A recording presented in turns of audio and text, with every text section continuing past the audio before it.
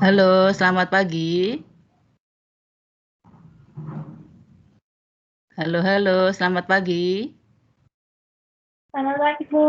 Oke, udah ada yang hadir ya. Ya, Pagi, Bu. Bu. Iya,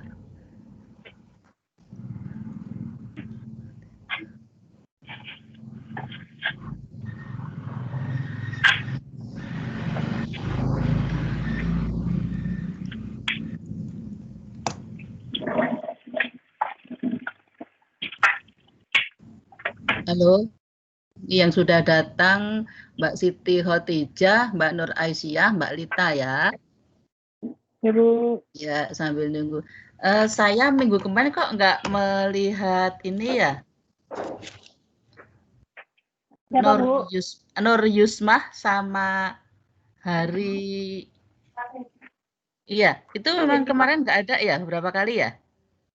Iya, Mas. Hari kemarin kerja, izin. Oke.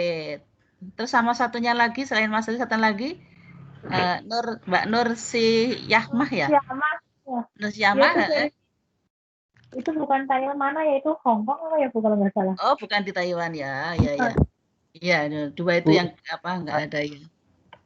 saya hadir Bu hari ini, Bu. Hari Hari ini ini kan ya, oke ya hadir. ya ya. Ya. Oh ya Mas, ya Mas Kevin kemarin juga ada kan, walaupun on off nggak apa-apa, tapi kan ada kemarin juga ya. Yang dari awal tidak kelihatan itu tadi Mbak siapa Mas Hari ya sama Nur Yasmah ya.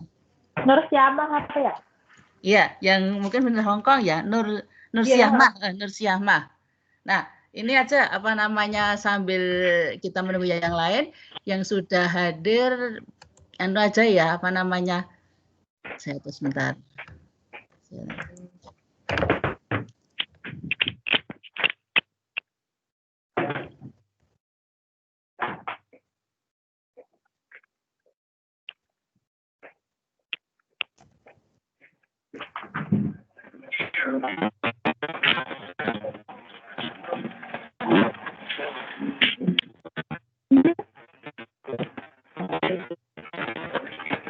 Ini kan sama. Oke. Ada di mahasiswa yang sudah hadir bisa itu ya absen di chat yang saya kirim itu ya. Misalkan Ya, siapa Mbak Bu. Siti Khadijah hadir itu biar apa namanya saya juga punya ininya apa namanya catatan gitu. Ya, Bu. Silakan di itu ya di chatnya itu Mbak yang hadir silahkan apa namanya mengetikkan namanya di chat yang bisa kita lihat sama-sama.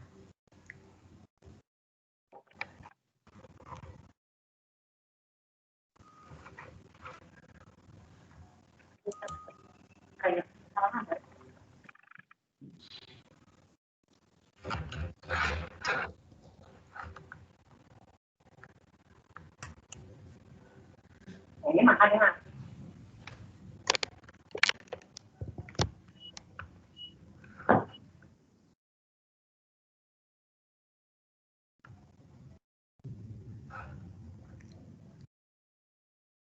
Halo.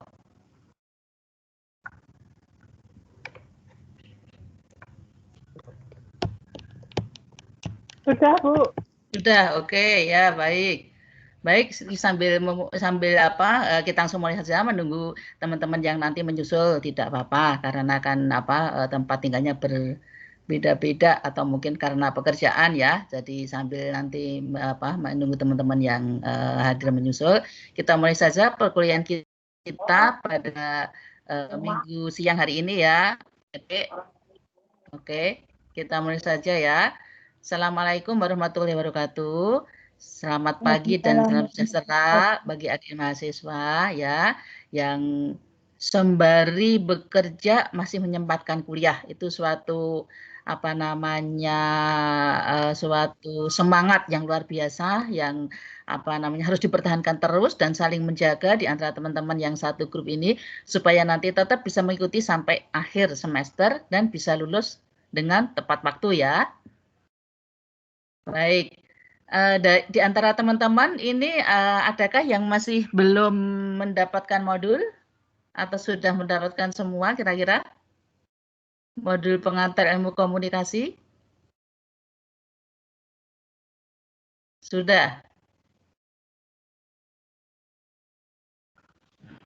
Halo? Halo? Suara saya terdengar enggak ya? Jangan-jangan tidak terdengar. Sepertinya sudah, Bu. Oh, terdengar. Oke, ya. Modul bagaimana, Mbak Mas ini di sini? Modul BMP Saya pengantar ilmu komunikasi? Sudah adakah? Belum, Bu. Ya, Modul saya belum nyampe. Saya sudah ada yang belum, Bu. Wah, Oh, belum. ada yang udah Mas yang Kevin. belum. Ada yang sudah, ada yang belum, Bu. Ya. Oke. Tapi bisa akses ke RBV ya, Ruang Baca Virtualnya UT ya? Bisa, Bu. Bisa. Oke. Jadi sambil menunggu modul printed, paling tidak mengikuti web dengan akses juga ke ruang baca virtual ya, adik-adik ya. Nah, pertemuan hari ini adalah hari Minggu ini inisiasi ketiga atau pertemuan ketiga, di mana pertemuan ketiga ini nanti ada tugas yang akan kami berikan. Nanti tugasnya akan saya upload. Ini dari ber-10 atau ber-8 teman-teman yang ikut web ini bisa akses ke LMS semua atau ada yang belum bisa akses ke LMS? Bisa, Bu. Bisa Hongkong semua belum ya? bisa, Bu. Hongkong. Oh, ada yang belum bisa. Oh, Hongkong belum Hongkong bisa belum. ya. Oke. Nah, oke. Hongkong yang belum bisa ditulis di chat ya. Namanya siapa yang di Hongkong yang belum bisa akses. Karena nanti saya akan upload sesudah perkuliahan hari ini selesai, tutorial hari ini selesai, saya akan upload siangnya mungkin ya atau sorenya saya akan upload tugas 1. Tugas 1 ini masa pengerjaannya 1 minggu. Jadi mungkin adik-adik misalnya saya upload nanti malam, mungkin bisa di-download, kemudian sambil kerja, sambil beraktivitas, silahkan. Yang penting sudah punya bahan tugas 1, kemudian dikerjakan. Nah, sebelum atau pas tutorial seminggu sesudah itu harus sudah di-upload atau dikirim ke saya. Untuk yang bisa upload di SMS, silakan upload. Jika tidak, mungkin nanti bisa saya akan kirimkan email. Nanti mungkin bisa jawaban dan sebagainya mungkin by email ya. Tapi saya tetap akan upload di LMS. Untuk yang sudah bisa akses LMS, silakan nanti mengunduh tugas 1 di LMS ya. Oke, baik adik-adik semua. Sehat semua ini ya? Sehat, Bu. Sehat, Alhamdulillah. alhamdulillah. Di sana gimana? Sehat, Bu. Suhunya berapa ini sama dengan di Indonesia atau masih lebih dingin, lebih sejuk? Panas, Bu. Panas di sana ya? Oh, sama juga di sini kadang panas. Ini di sana udah mulai musim hujan? Ada Musim hujan, gugur, Bu. Bu, di sini, Bu. Musim gugur. Oh, oke. Di sini hujan, udah mulai ada hujan. Tiap sore hujan seringnya di sini karena saya kebetulan tinggalnya dekat-dekat ke arah Bogor, jadi kena pengaruh udara Bogor. Jadi tiap sore udah mulai mendung-mendung hujan, tapi lumayan tidak begitu panas. Baik, adik-adik semua, sebelum kita mulai ini kita itu bersama ya. Bismillahirrahmanirrahim. Kita mulai perkuliahan kita minggu 3. Semoga bisa dipahami adik-adik semua. Nah, untuk itu saya akan bagi share PowerPoint ya adik-adik. Nanti PowerPoint ini kalau yang bisa akses LMS akan bisa mengunduh PowerPoint-nya ya, baik pertemuan pertama, kedua di LMS. Jika tidak mungkin bisa meng-email saya. Nanti ini saya tulis chat di sini, ini saya ya, email saya supaya misalkan ada yang perlu dikomunikasikan bisa email ke saya. Baik ini ya. Oke.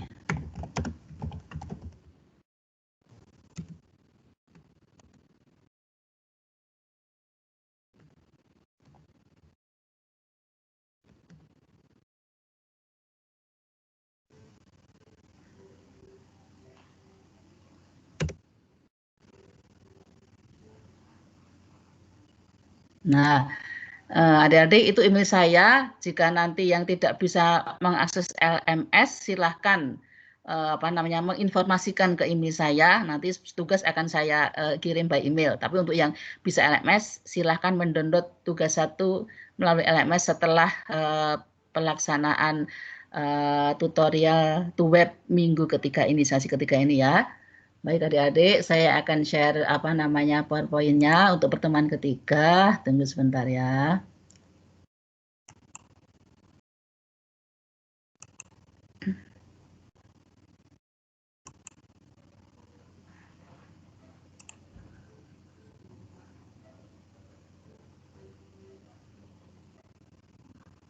Halo, sudah bisa dibacakan PowerPoint saya? Sudah bisa Bisa, Bu. dilihat? Sudah? Udah bisa, Bu. Oke, Udah. baik. Terima kasih. Baik, kita mulai pada pertemuan web ketiga ini. Kita akan bahas tentang pengantar ilmu komunikasi. Kita sampai pada modul keempat ya, yaitu membahas tentang elemen, model, dan teori komunikasi. Nah, adik-adik semua, elemen-elemen utama komunikasi itu seperti yang telah kita singgung pada pertemuan pertama maupun kedua, bahwa intinya elemen-elemen utama komunikasi atau orang bisa menyebutnya unsur-unsur komunikasi itu ada 8. Yang utama sebetulnya 3, kemudian minimal 5. Ini secara komplit itu ada 8 yang kita harus ketahui bersama. Nah, salah satunya adalah bisa kita di PowerPoint ini adalah sumber. Sumber itu apa? Sumber itu adalah penerima, jadi penerima pesan. Sumber adalah sumber atau komunikator adalah pengirim pesan. Jadi sumber itu pengirim pesan, dia akan menyampaikan ide pendapatnya ke sasaran atau khalayak. Jadi telah kita sebenarnya sumber itu apa? Sumber pengirim pesan atau komunikator, itu sumber. Kemudian unsur yang kedua atau elemen yang kedua adalah pesan. Pesan itu apa? Pesan itu ide ataupun gagasan, pemikiran yang akan kita sampaikan ke khalayak atau ke sasaran kita atau ke komunikan. Kemudian yang ketiga atau elemen ketiga adalah saluran. Saluran itu apa? Saluran adalah media ataupun perantara. Nah, itu bisa medianya itu bisa berupa simbol gambar-gambar, simbol-simbol atau berupa tulisan, bisa juga melalui media elektronik ya, cetak ataupun tertulis, itu itulah saluran. Dan sekarang kita sampai di media di abad yang serba digital, nah saluran itu bisa media sosial. Kemudian unsur yang keempat atau elemen keempat adalah penerima. Penerima itu apa? Penerima adalah sasaran atau komunikan atau khalayak yang menerima pesan. Kemudian yang kelima adalah efek. Efek itu apa? Efek itu adalah pengaruh perubahan yang terjadi pada diri komunikan atau khalayak tadi.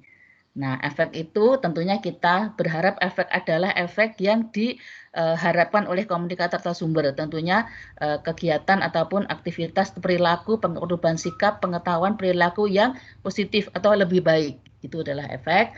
Kemudian elemen yang keenam adalah umpan balik atau kita menyebutnya feedback. Nah, feedback itu apa? Feedback itu adalah balikan apa yang diterima oleh komunikan kepada komunikator. Tujuannya apa? Tujuan untuk memperbaiki atau merevisi pesan. Apakah pesan yang disampaikan tadi sudah dimengerti? Ataukah pesannya tadi sama sekali tidak dimengerti, justru terjadi distorsi pesan atau pesan yang tidak sampai atau kesalahan arti pesan. Nah, itu jangan sampai terjadi. Nah, tapi umpan balik itu penting sekali untuk apa? Untuk memberikan masukan ataupun memberikan perbaikan dari pesan yang telah diterima oleh sasaran atau oleh khalayak ya, atau oleh komunikan. Kemudian yang ketujuh, kita juga harus memperhatikan lingkungan kita. Itu terdiri dari konteks. Konteks ini bisa kita pisahkan jadi konteks lingkungan. Lingkungan itu bisa lingkungan sosial, bisa lingkungan politik, bisa lingkungan ekonomi. Nah, itulah konteks itu juga mempengaruhi proses penyampaian pesan atau proses komunikasi. Kemudian yang ketujuh, gangguan. Nah, kita belum bahas pada pertemuan sebelum-sebelumnya.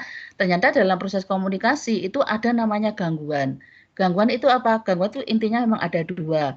Gangguan internal dan eksternal.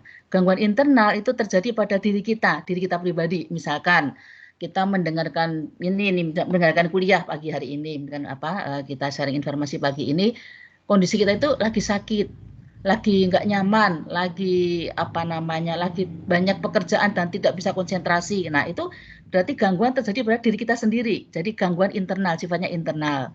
Kemudian bisa juga mungkin komunikator sumbernya, mungkin saya sendiri ternyata nggak ngertiin banget nih saya nyampaikan, atau mungkin bahasanya Bu Rifah susah nih dimengerti. Nah, itu berarti gangguan pada diri sendiri pada diri kita, tapi bisa antara komunikator dan komunikator.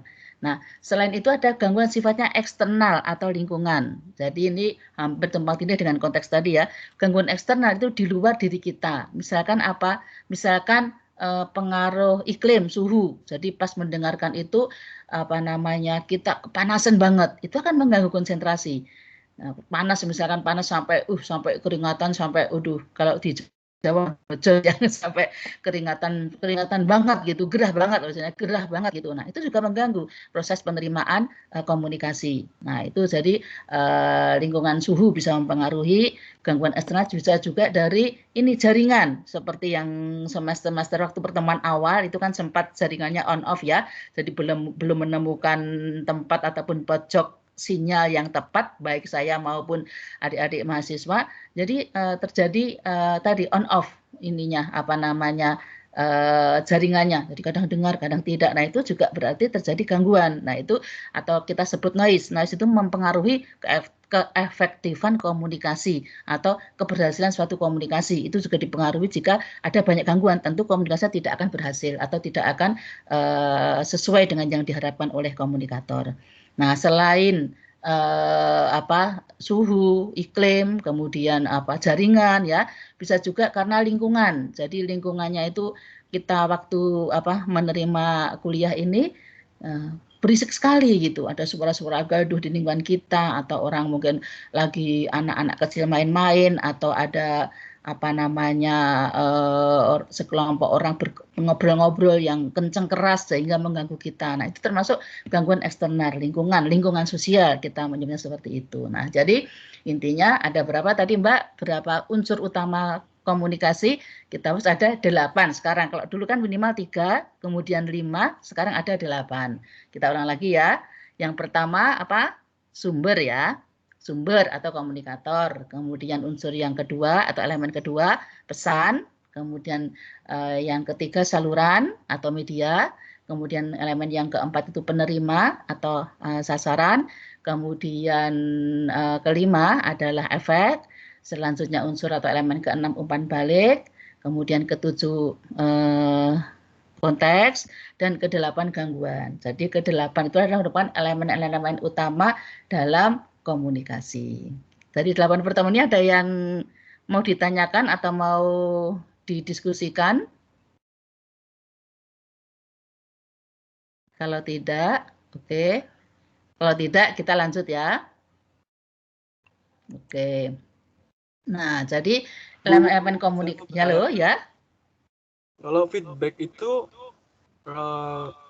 itu berarti nggak mesti baik, nggak mesti. Ya, bisa ya. Tidak harus baik, Mas.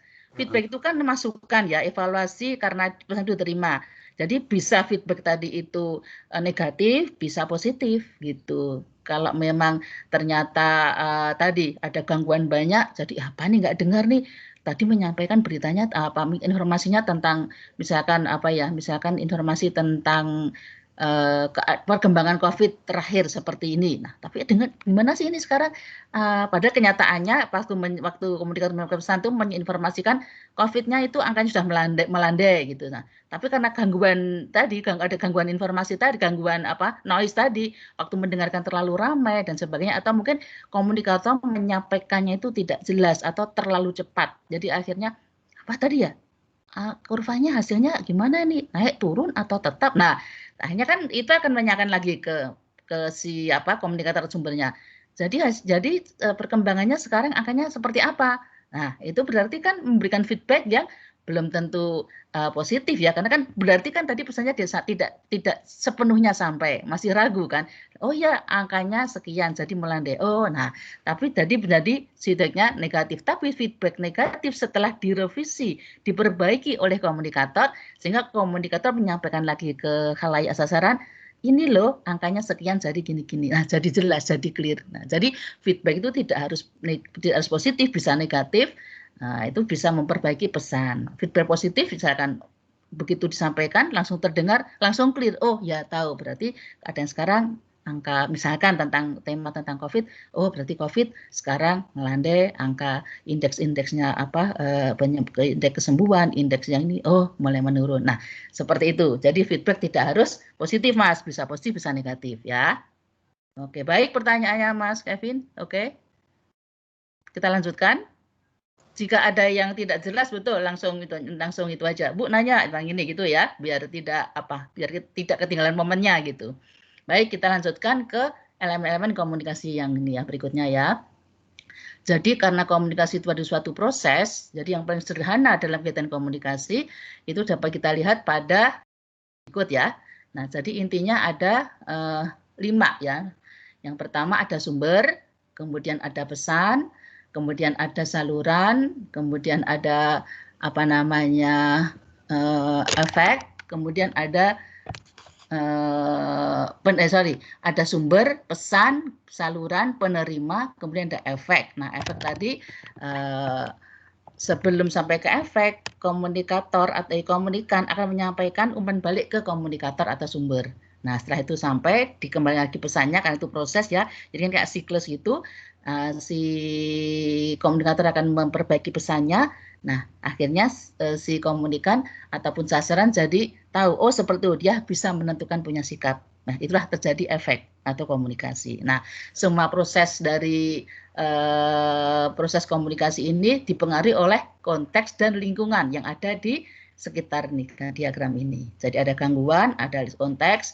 Gangguan tadi bisa internal, bisa eksternal. Jadi yang saya jelaskan di depan tadi bisa kita gambarkan ringkas ke dalam diagram seperti ini ya, elemen-elemen komunikasi. Oke, kita lanjutkan. Jadi intinya dari pembahasan materi ini bahwa setiap kegiatan komunikasi tidak terlepas dari lingkungan. Jadi lingkungan itu sangat mempengaruhi komunikasi. Jadi lingkungan komunikasi itu terdiri bisa lingkungan itu berupa lingkungan sosial, kemudian lingkungan budaya, lingkungan ekonomi, politik, juga alam sekitarnya. Seperti tadi ada pengaruh suhu, pengaruh iklim, pengaruh jaringan dan sebagainya. Nah, itu termasuk lingkungan alam sekitar. Kemudian lingkungan itu mempengaruhi proses komunikasi dan dapat menimbulkan hambatan. Jadi lingkungan itu mempengaruhi proses dan lingkungan itu juga dapat mempengaruhi hambatan komunikasi ya. Kemudian Oke. Lingkungan sosial itu apa saja? Lingkungan sosial contoh adalah latar belakang demografi. Tadi misalkan letak antara orang-orang di Indonesia dengan orang di Eropa, di Amerika, itu kan lingkungan demografinya beda. Kemudian orang-orang di sekitarnya. Jadi kan misalnya tadi ya, orang sekitarnya tadi itu orangnya guyub rukun, atau orang sekitarnya tadi itu penuh dengan konflik, atau orang sekitarnya itu cuek bebek atau individualistis. Nah, itu kan kita masukkan dalam lingkungan sosial yang bisa mempengaruhi hambatan atau noise dalam komunikasi. Kemudian ada juga lingkungan ekonomi, lingkungan politik, juga lingkungan alam. Itu tadi ya, jarak antar penduduk. Misal lingkungan alam di sini dicontohkan misalkan jarak antar penduduk. Nah, itu jadi akan membentuk karakter seseorang ya. Jadi misalkan kalau di Indonesia, itu dulu waktu saya mahasiswa ya, itu kan ada KKN namanya, kuliah kerja nyata. Itu kan di desa yang pelosok yang benar-benar angkutannya itu nggak ada gitu ya. Nah, itu penduduk antara satu dan penduduk lain itu rumahnya jaraknya berjauhan.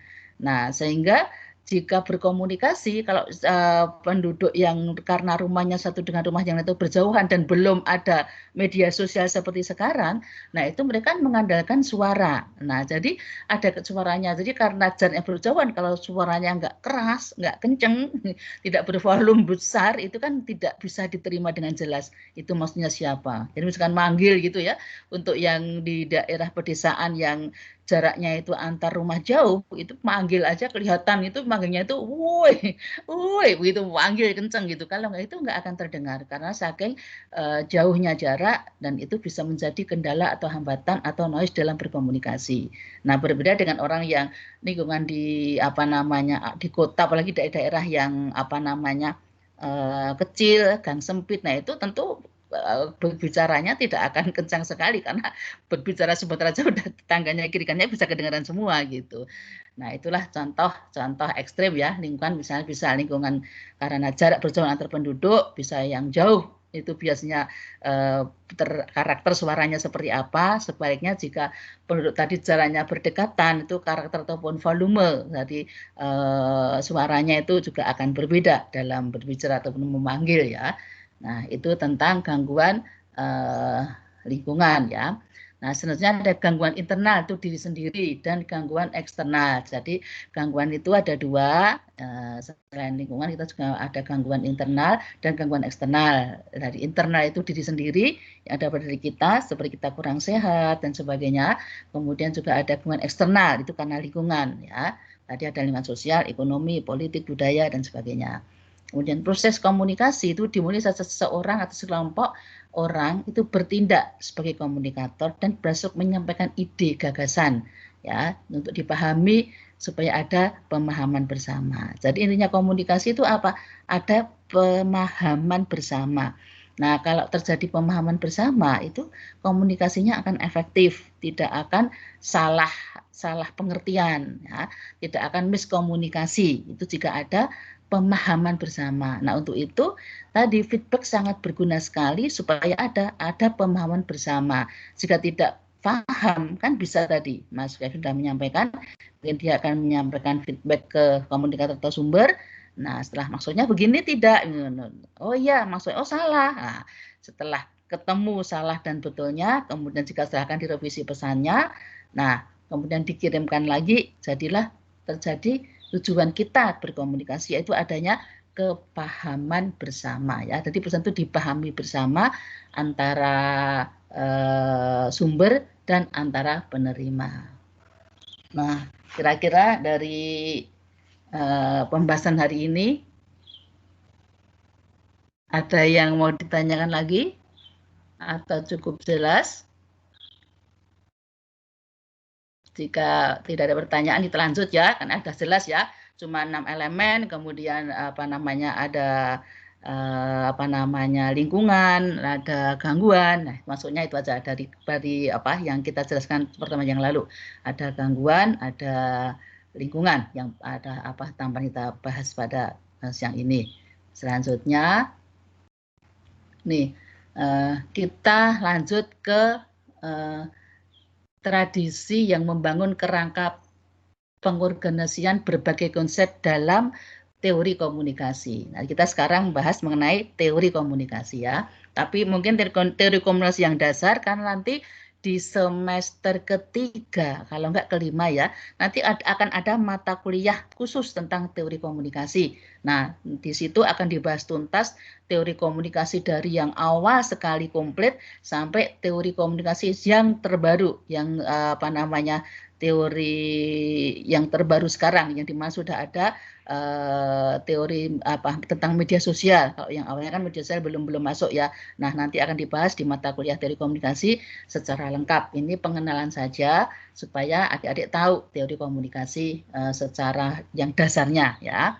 Nah, jadi menurut Craig dan Muller itu menyatakan bahwa teori adalah generalisasi yang abstrak tentang suatu fenomena atau gejala. Nah, jadi teori itu juga merangkum berbagai peristiwa yang kemudian dituangkan dalam pernyataan dan dapat diterima kebenarannya. Nah, selain itu juga teori-teori komunikasi terbangun dari 7 tradisi yang membangun kerangka pengorganisasian berbagai konsep dalam teori komunikasi. Nah, jadi kan tadi ya ada yang awalnya teori komunikasi sederhana menganggap unsur itu cuma 3, sumber, pesan, penerima. Kemudian berkembang lagi sampai sekarang. Nah, runtutannya itulah bisa kita kategorikan, kita deskripsikan dalam beberapa teori yang kita sampaikan di sini ya.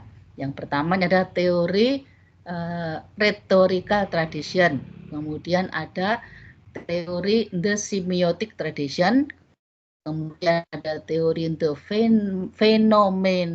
phenomenological tradition, kemudian ada teori cybernetic tradition, ada juga teori socio-psychological tradition, ada teori sosio-kultural tradition, dan ada the critical tradition. Jadi ini ada 8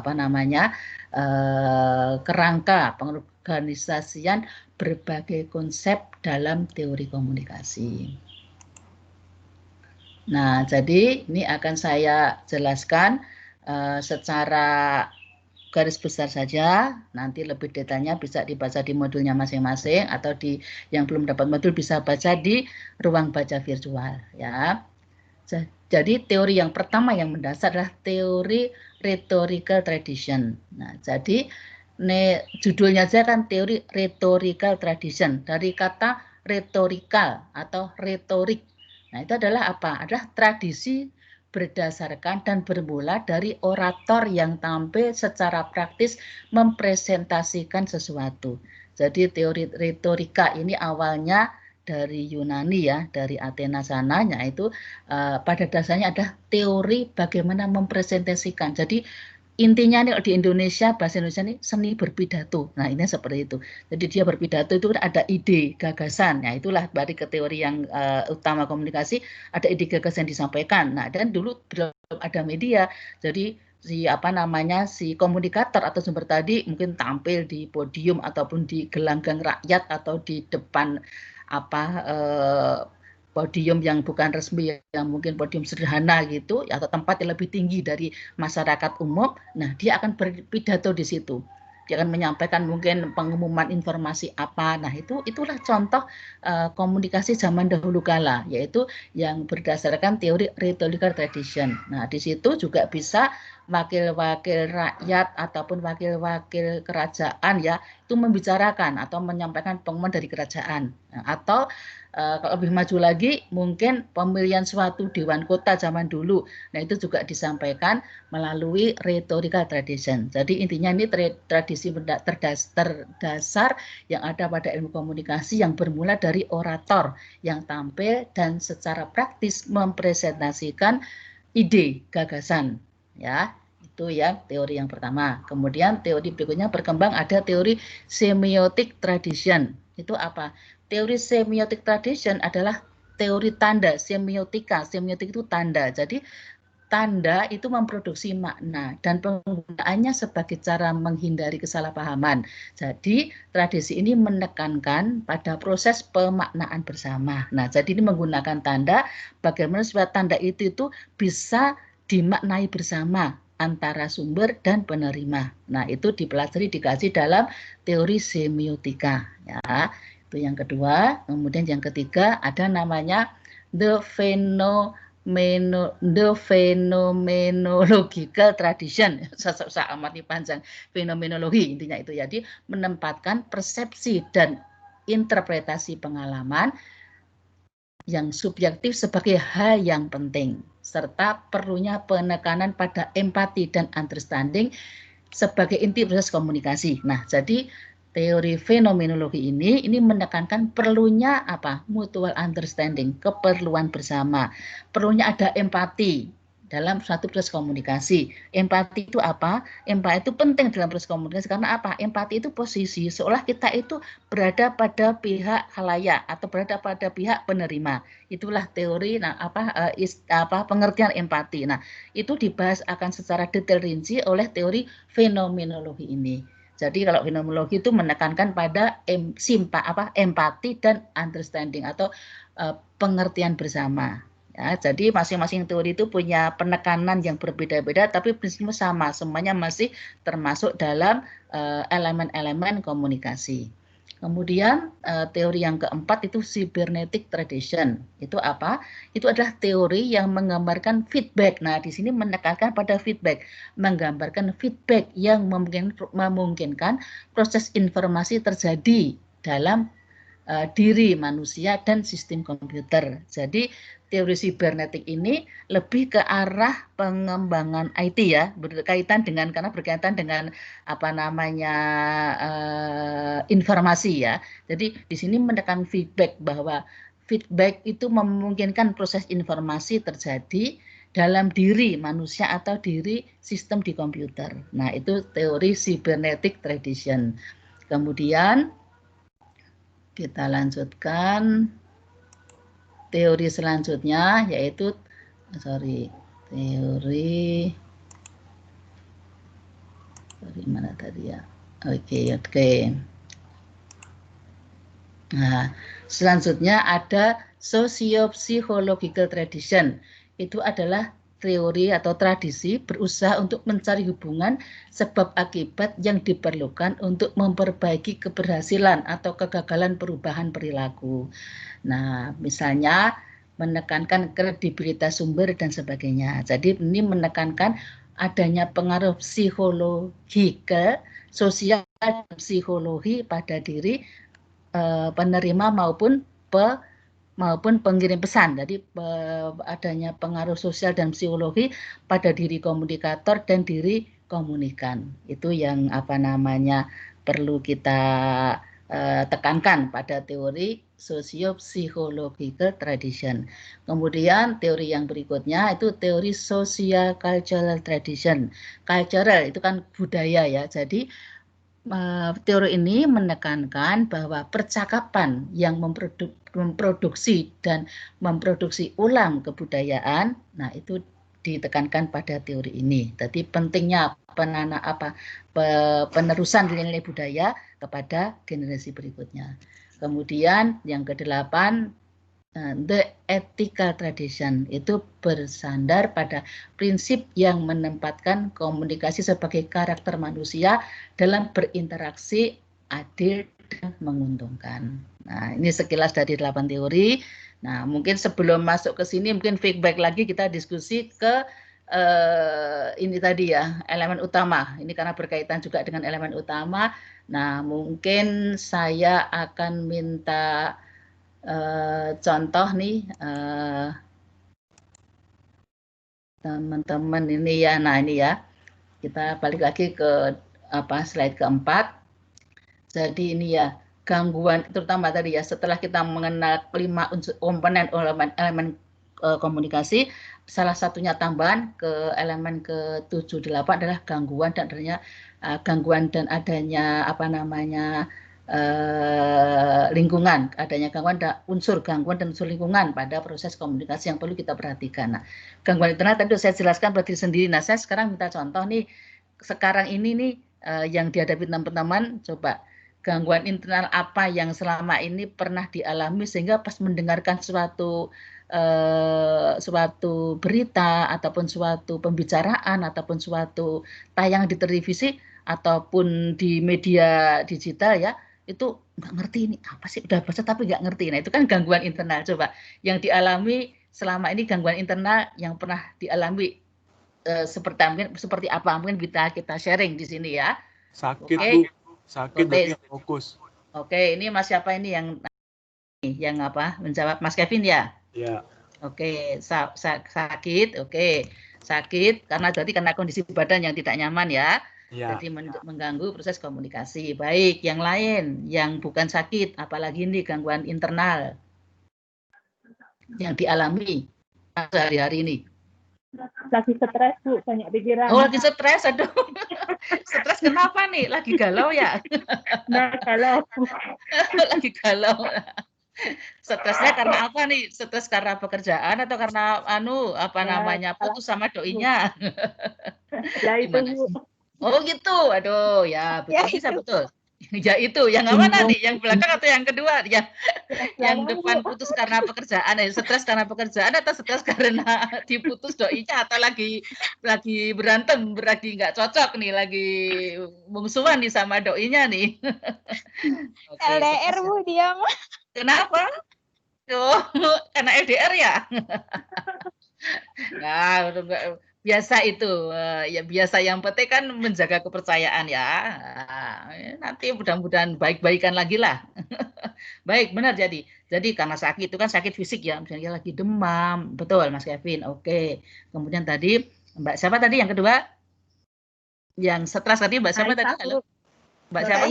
Nur Aisyah. Oh, Aisyah. Yang lagi. Nur Aisyah nih lagi karena stres ya, betul. Stres itu kan tadi ada ya, gangguan di sendi itu kan bisa sakit, bisa karena sakit fisik, bisa sakit perasaan tadi kan lagi waduh kok pikiranku waduh lagi mikir Ibu, kenapa kalau gangguan internal semisal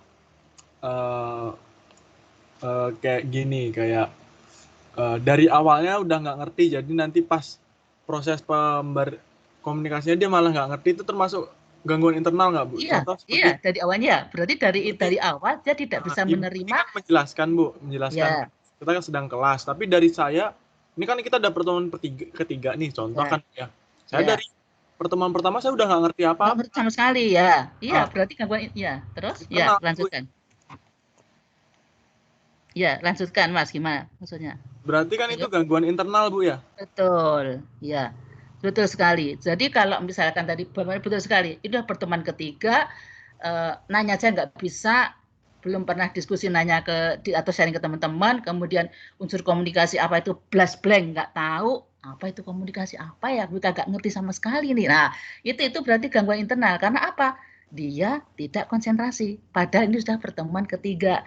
Ada diskusi yang kita bicarakan seperti ini. Nah, walaupun sambil nulis atau sambil apa kan, oh ya kan tetap ada perhatian. Memang tidak mungkin perhatian, maksudnya pengennya 100%, tapi namanya manusiawi juga. Kadang sambil mengerjain, sambil dengerin, pikir apa sebentar. Tapi kan balik lagi ke konteks lagi. Oh, ini aku sedang tuh web nih. Materinya tentang komunikasi nih. Tentang elemen-elemen komunikasi nih. Kan inget lagi. Nah, kalau yang sampai tidak ngerti sama sekali dari awal, betul sekali Mas Kevin tadi ya. Mas Adik ya, jadi itu gangguan internal. Karena apa? Dia tidak bisa konsentrasi. Bikinnya tidak bisa konsentrasi. Karena apa? Dari sekian orang yang mengikuti web ini, ternyata hanya 1 orang itu aja yang tidak ngerti. Nah, berarti kalau dari 8 atau 10 orang yang tidak mengerti 1 orang, berarti ada kesalahan internal atau gangguan internal pada diri 1 orang tersebut.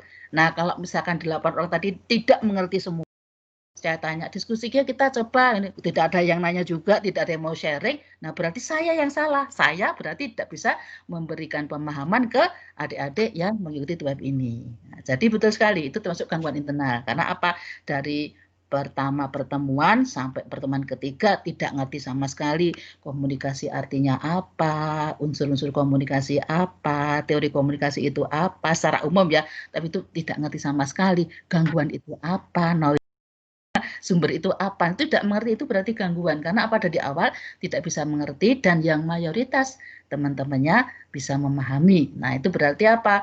Tapi itu bukan berarti kesalahan fatal, tidak. Berarti harus menyadari diri, tidak apa-apa seperti itu. Oh, berarti aku kurang konsentrasi. Oke, aku akan berusaha memperbaiki diri untuk konsentrasi. Nah, nanti dengan konsentrasi biasanya terus berubah. Karena apa? Kalau fokus ke satu topik itu akan mudah diingat oleh pikiran kita. Ya, bagus Mas Kevin. Kemudian Mbak Nur Aisyah sudah. Yang lain gangguan internal memberikan contoh. Nggak boleh sama ya. Kalau kerjaan itu bukan gangguan lain ya, Bu? Bukan gangguan dari internal. Kerjaan yang bagaimana dulu? Ya kayak gini, Ibu lagi menerangkan kita di sini ada yang kerja dengan kesibukan masing-masing. Betul ya, gangguan pekerjaan ya, betul. Bisa banget, bisa. Itu termasuk internal. Karena apa? Dialami kan diri sendiri. Mungkin yang mengalami Mbak siapa tadi nih, Mbak? Dita. Oke, Mbak Dita. Nah, dialami hanya Mbak Dita, sementara yang lain tidak mengalami. Atau dialami hanya untuk 2-3 orang, yang lain tidak. Nah, itu termasuk gangguan internal juga. Karena apa? Sambil harus melakukan 2 aktivitas dalam waktu yang bersamaan.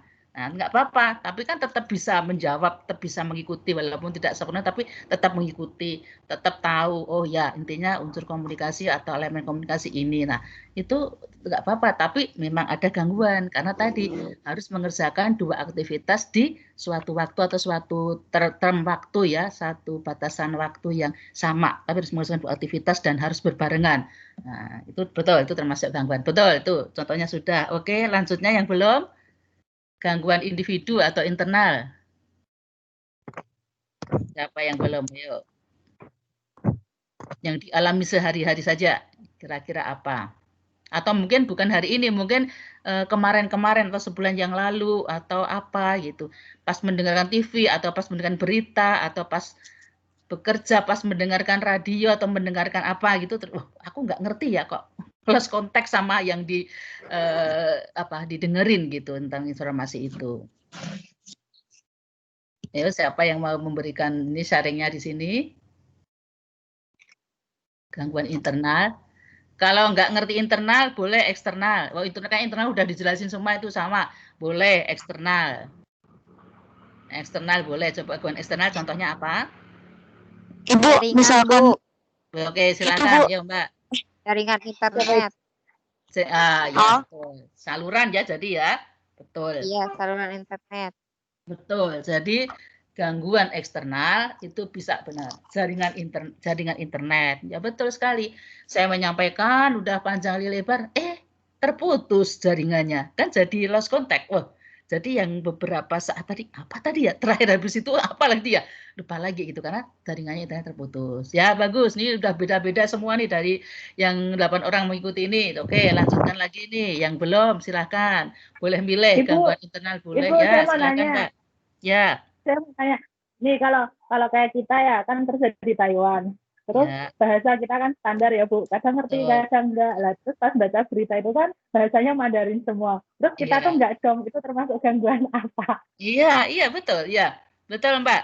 Jadi itu termasuk gangguan internal, tapi karena kondisi eksternal. Memang kalau di ilmu sosial itu tidak ada gangguan yang murni internal semua tidak.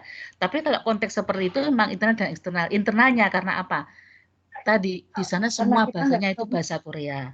Nah, sementara kan mungkin ya jelas adik-adik pun dari kecil bukan di sana. Jadi kan konteks pengetahuan bahasa di sana itu kan terbatas, yang pokok-pokok saja, yang bagus saja, yang dipergunakan untuk komunikasi hari-hari, setiap harinya saja. Nah, itu termasuk berarti ya memang itu gangguan internal juga eksternalnya apa? Karena kebetulan tinggal di sana, di lingkungan yang sebetulnya dari awalnya memang tidak tinggal di sana gitu. Nah, itu berarti jadi ada dua gangguan yang menghambat komunikasi. Tapi gangguan bukan berarti terus tidak efektif, tidak. Karena kan dari diri komunikan atau penerima akan berusaha untuk mencari.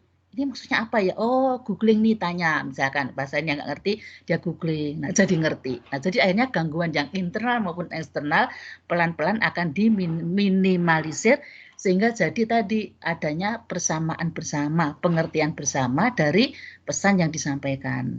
Jadi bertahap, memang tidak langsung ngerti semua itu manusiawi dan wajar. Jadi yang ditanyakan tadi betul, itu jadi gangguannya dua, bisa internal juga bisa eksternal. Internalnya karena kan pikiran kita nggak ngerti konteks itu, tapi jika kita memandangnya dari konteks keseluruhannya, oh ya lingkungan, karena kita itu masuk ke lingkungan baru yang kita belum semuanya menyesuaikan atau adaptasi. Kita adaptasinya kan step by step, tahap demi tahap. Kita harus tahu dulu yang pokok dulu, mungkin dulu di pelatihannya atau apa kan, paling tidak tahu bahasa apa dulu supaya tidak ada miskomunikasi. Nah, sambil bertahap karena kebetulan tinggal di sana bukan hanya 1-2 bulan, bertahun, 2 tahun, 3 tahun, tentu kan akan punya ide nih. Oh ya, aku tak tanya kalau tentang ini, aku nanya deh ke sini, tanya ke Mbah Google ya, googling, tanya ke temennya yang sama-sama ketemu di pekerjaan itu, tanya pada perkumpulan kelompok teman-teman yang bekerja di situ, akhirnya jadi tahu, oh itu artinya ini, oh ini. Nah, itu tuh akhirnya gangguan internal maupun eksternal akan bisa terkikis sehingga akan terjadi pemahaman bersama tadi, sehingga gangguannya akan diminimalisir sehingga tercapailah komunikasi yang efektif atau pengertian bersama. Jadi di sana misalkan nanti di tempat kerja ada instruksi ini, oh udah paham, ngerti. Kemudian misalkan di lingkungan yang lain lagi ada perintah harus gini, memahami. Nah, itu udah lama-lama komunikasinya efektif karena gangguan-gangguan tadi sudah bisa diatasi dengan cara tadi kita perlu sharing tadi situ, perlu sharing, perlu nanya, perlu belajar lagi, itu akan meminimalisir gangguan. Ya. Nah, yang belum gangguan yang lain siapa nih? Boleh milih internal atau eksternal? Yang mau memberikan sharing. internal, Bu. Boleh. Internal gimana Mbak contohnya? Gimana ya? Saya masalah kerjaan sama masalah kerjaan sama masalah mengganggu masalah kuliah kayak gitu, Bu. Jadi sini kerjanya di jalan kayak gitu. Jadi tiap hari itu di jalanan gitu, pulangnya itu malam. Jadi kalau udah pulang, udah capek, udah enggak itu, jadi kadang-kadang apa yang kita pikirkan, apa yang kita pelajarin itu agak susah masuk kayak gitu loh, Bu. Ya, oke. Nah, betul. Jadi sama berarti gangguannya itu sama dengan yang penanya yang sharing sebelumnya tadi. Berarti gangguan yang dialami dua, gangguan internal sama eksternal. Eksternalnya karena pekerjaan mengharuskan harus di lapangan, ya, seperti di jalan seperti itu dan sebagainya. Harus di lapangan, harus jalan. Otomatis kan di jalan itu kan bising, ramai. Jadi kalau misalnya mau untuk istirahat itu tidak mungkin karena kan harus banyak mengerjakan banyak hal. Itu berarti gangguan lingkungan. Nah, gangguan internalnya kelelahan karena harus bekerja di luar dengan waktu jam yang sekian jam tadi. Sampai di rumah tadi ceritakan Mbak tadi, sampai di rumah udah capek, udah lelah sehingga apa yang tadi itu lupa semua. Nah, itu benar, itu jadi gangguan internalnya karena apa? Faktor kelelahan. Karena udah lelah otomatis tidak bisa konsentrasi karena tadi udah capek, udah tinggal sisa-sisa energi pulang ke rumah, udah pengennya tidur aja. Nah, itu berarti gangguan internal. Jadi berarti yang dialami gangguannya ada dua dalam komunikasi di sini atau dalam memahami kita web ini, diantaranya gangguan internal dan eksternal. Nah, bagaimana menyelesaikan ini? Nah, menyelesaikannya memang tergantung pada manajemen waktu, time management dari adik-adik sendiri. Karena misalkan harus membuat jadwal ya, membuat jadwal. Jadi misalnya bekerja jam sekian, pulang. Memang ini tidak bisa idealis dan tiap orang kan berbeda-beda. Tapi nggak apa-apa supaya nanti komunikasinya berhasil, webnya berhasil ataupun ujiannya berhasil. Nah, itu harus bikin jadwal. Jadi misalkan tadi ke time management, menyusun jadwal misalkan sehari 24 jam. 8 jam kerja, jam sekian. Nah, 1 jam beres-beres apa-apa. Kemudian 1 jam lagi mungkin nyiapin bersih dan sebagainya. Terus tidur, baik tidur harus harus kita hitung tidurnya, jangan sampai puas tidur, pokoknya tidur yang berkualitas dalam tidurnya benar-benar capek, tidur blek. Setelah tidur pulas, dikasih alarm, kira-kira aku tidur 4 jam saja atau maksimal 5 jam. Lebih itu bangun. Nah, pas bangun tidur itu usahakan misalkan harus mengerjakan kegiatan rutin itu jam 5 pagi, usahakan bangunnya itu jam 4. Karena apa? Bangun pagi itu fresh. Nah, pas bangun pagi sebelum mengerjakan pekerjaan rutin, usahakan baca modul ataupun baca PowerPoint sekilas. Karena apa? Bangun pagi, bangun tidur, itu pikirannya masih fresh, masih seger. Itu apa yang kita baca akan nempel di kepala kita, di benak kita. Nah, setelah itu sekiranya 1 jam baca sekilas. Oh, ini gini-gini. Dah, cukup mungkin setengah jam atau 45 menit cukup dah, wes dah. Balik ke jamnya yang rutinitas yang harus dilakoni bersama. Jam sekian harus bekerja, jam harus bekerja. Jadi tadi gangguannya dua itu berarti Mbak, internal sama eksternal, ya. Paham jadi ya? Paham ya? Paham, Bu. Paham ya, betul. Jadi, nah saya sebenarnya udah sharing nanti kapan-kapan saya kirim di itu deh, mungkin lewat internet ya. Itu ceritanya mahasiswa saya yang dari Kanada sama loh sebetulnya sama dengan dia, malah justru ini ada temennya. Dia itu nggak ada temennya, nggak bisa ikut web sama sekali, tidak ada fasilitas web seperti ini. Tapi dia lulus. Nanti saya ceritakan itu, saya email nanti ke salah satu, kan email saya sudah ada ya. Nanti setelah satu email ke saya deh. Biar saya tahu alamatnya emailnya, nanti saya feedback kembali. Nah itu nanti kan saya share cerita dia supaya menjadi motivasi adik-adik yang sekarang sedang kuliah ini. Dia juga bekerja sama sendiri, malah nggak ada temennya, nggak ada web seperti ini, akhirnya lulus gitu. Memang tadi dia bilang memang perjuangan Bu, karena pulang jam berapa ini dia udah harus bangun untuk baca-baca, apalagi mau ujian gitu. Tapi akhirnya kan berbuah manis karena apa? Bisa selesai gitu dengan waktu yang juga tidak terlalu lama gitu. Jadi saya yakin jika adik-adik kuat motivasinya, insya Allah bisa selesai ya. Dalam bekerja sambil ini udah dijalanin aja. Yang penting tadi, yang kita harus mulai memilih kegiatan yang tidak positif. Jadi kegiatannya kayaknya itu, kan di sana banyak sekali kan di negeri orang, jauh dari orang tua gitu kan, banyak sekali hal-hal yang menyenangkan, yang membuat kita hal yang menyenangkan atau hal-hal yang susah. Nah, dalam arti gini, menyenangkan, nggak usah mikir usaha apa, pokoknya main ini, itu menyenangkan. Tapi sisi lain, kalau itu terus berlarut-larut tanpa kita punya kontrol, akhirnya waktunya habis, tidak dapat apa-apa. Jadi harus ada senangnya boleh, mungkin 1 jam atau 2 jam, dan mungkin dalam seminggu cuma atau 2 minggu sekali saja. Lainnya ke hal-hal yang mungkin awalnya tidak mengenakan seperti ini, ikut web, ikut belajar, membaca buku, sama-sama berdiskusi. Nah, itu hal yang tidak mengenakan, tapi itu sangat bermanfaat untuk persiapan nanti jika ujian. Jadi dididik dari sekarang, jika pola hidup dan pola jadwal belajarnya itu teratur seperti itu, nanti akan terbiasa. Dan itu tiap orang tergantung manajemen waktunya tadi. Ada yang tadi, seseorang yang suka belajarnya itu justru tengah malam. Ada yang seseorang suka belajarnya itu pagi hari persis bangun tidur. Nah, itu terpulang ke masing-masing individu, ya.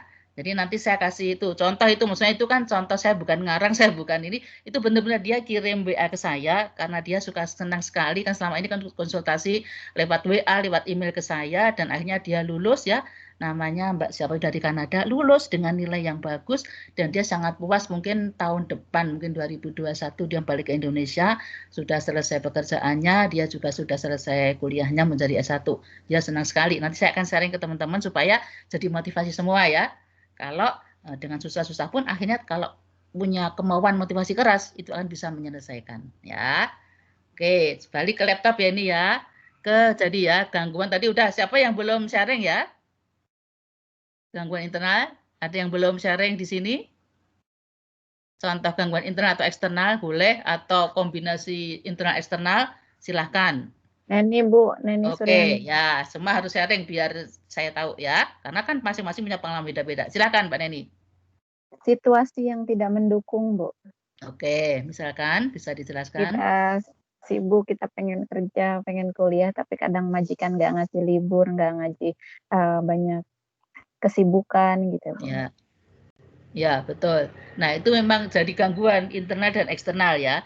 Gangguan internalnya tadi susah konsentrasi ya, karena kan banyak sekali pekerjaan dan sebagainya. Nah, itu gangguan internal karena tadi susah konsentrasi, karena tadi banyak pekerjaan, banyak, otomatis karena kita juga manusia biasa, kemampuan kita 1 jam cuma 24 jam, bukan 25 jam.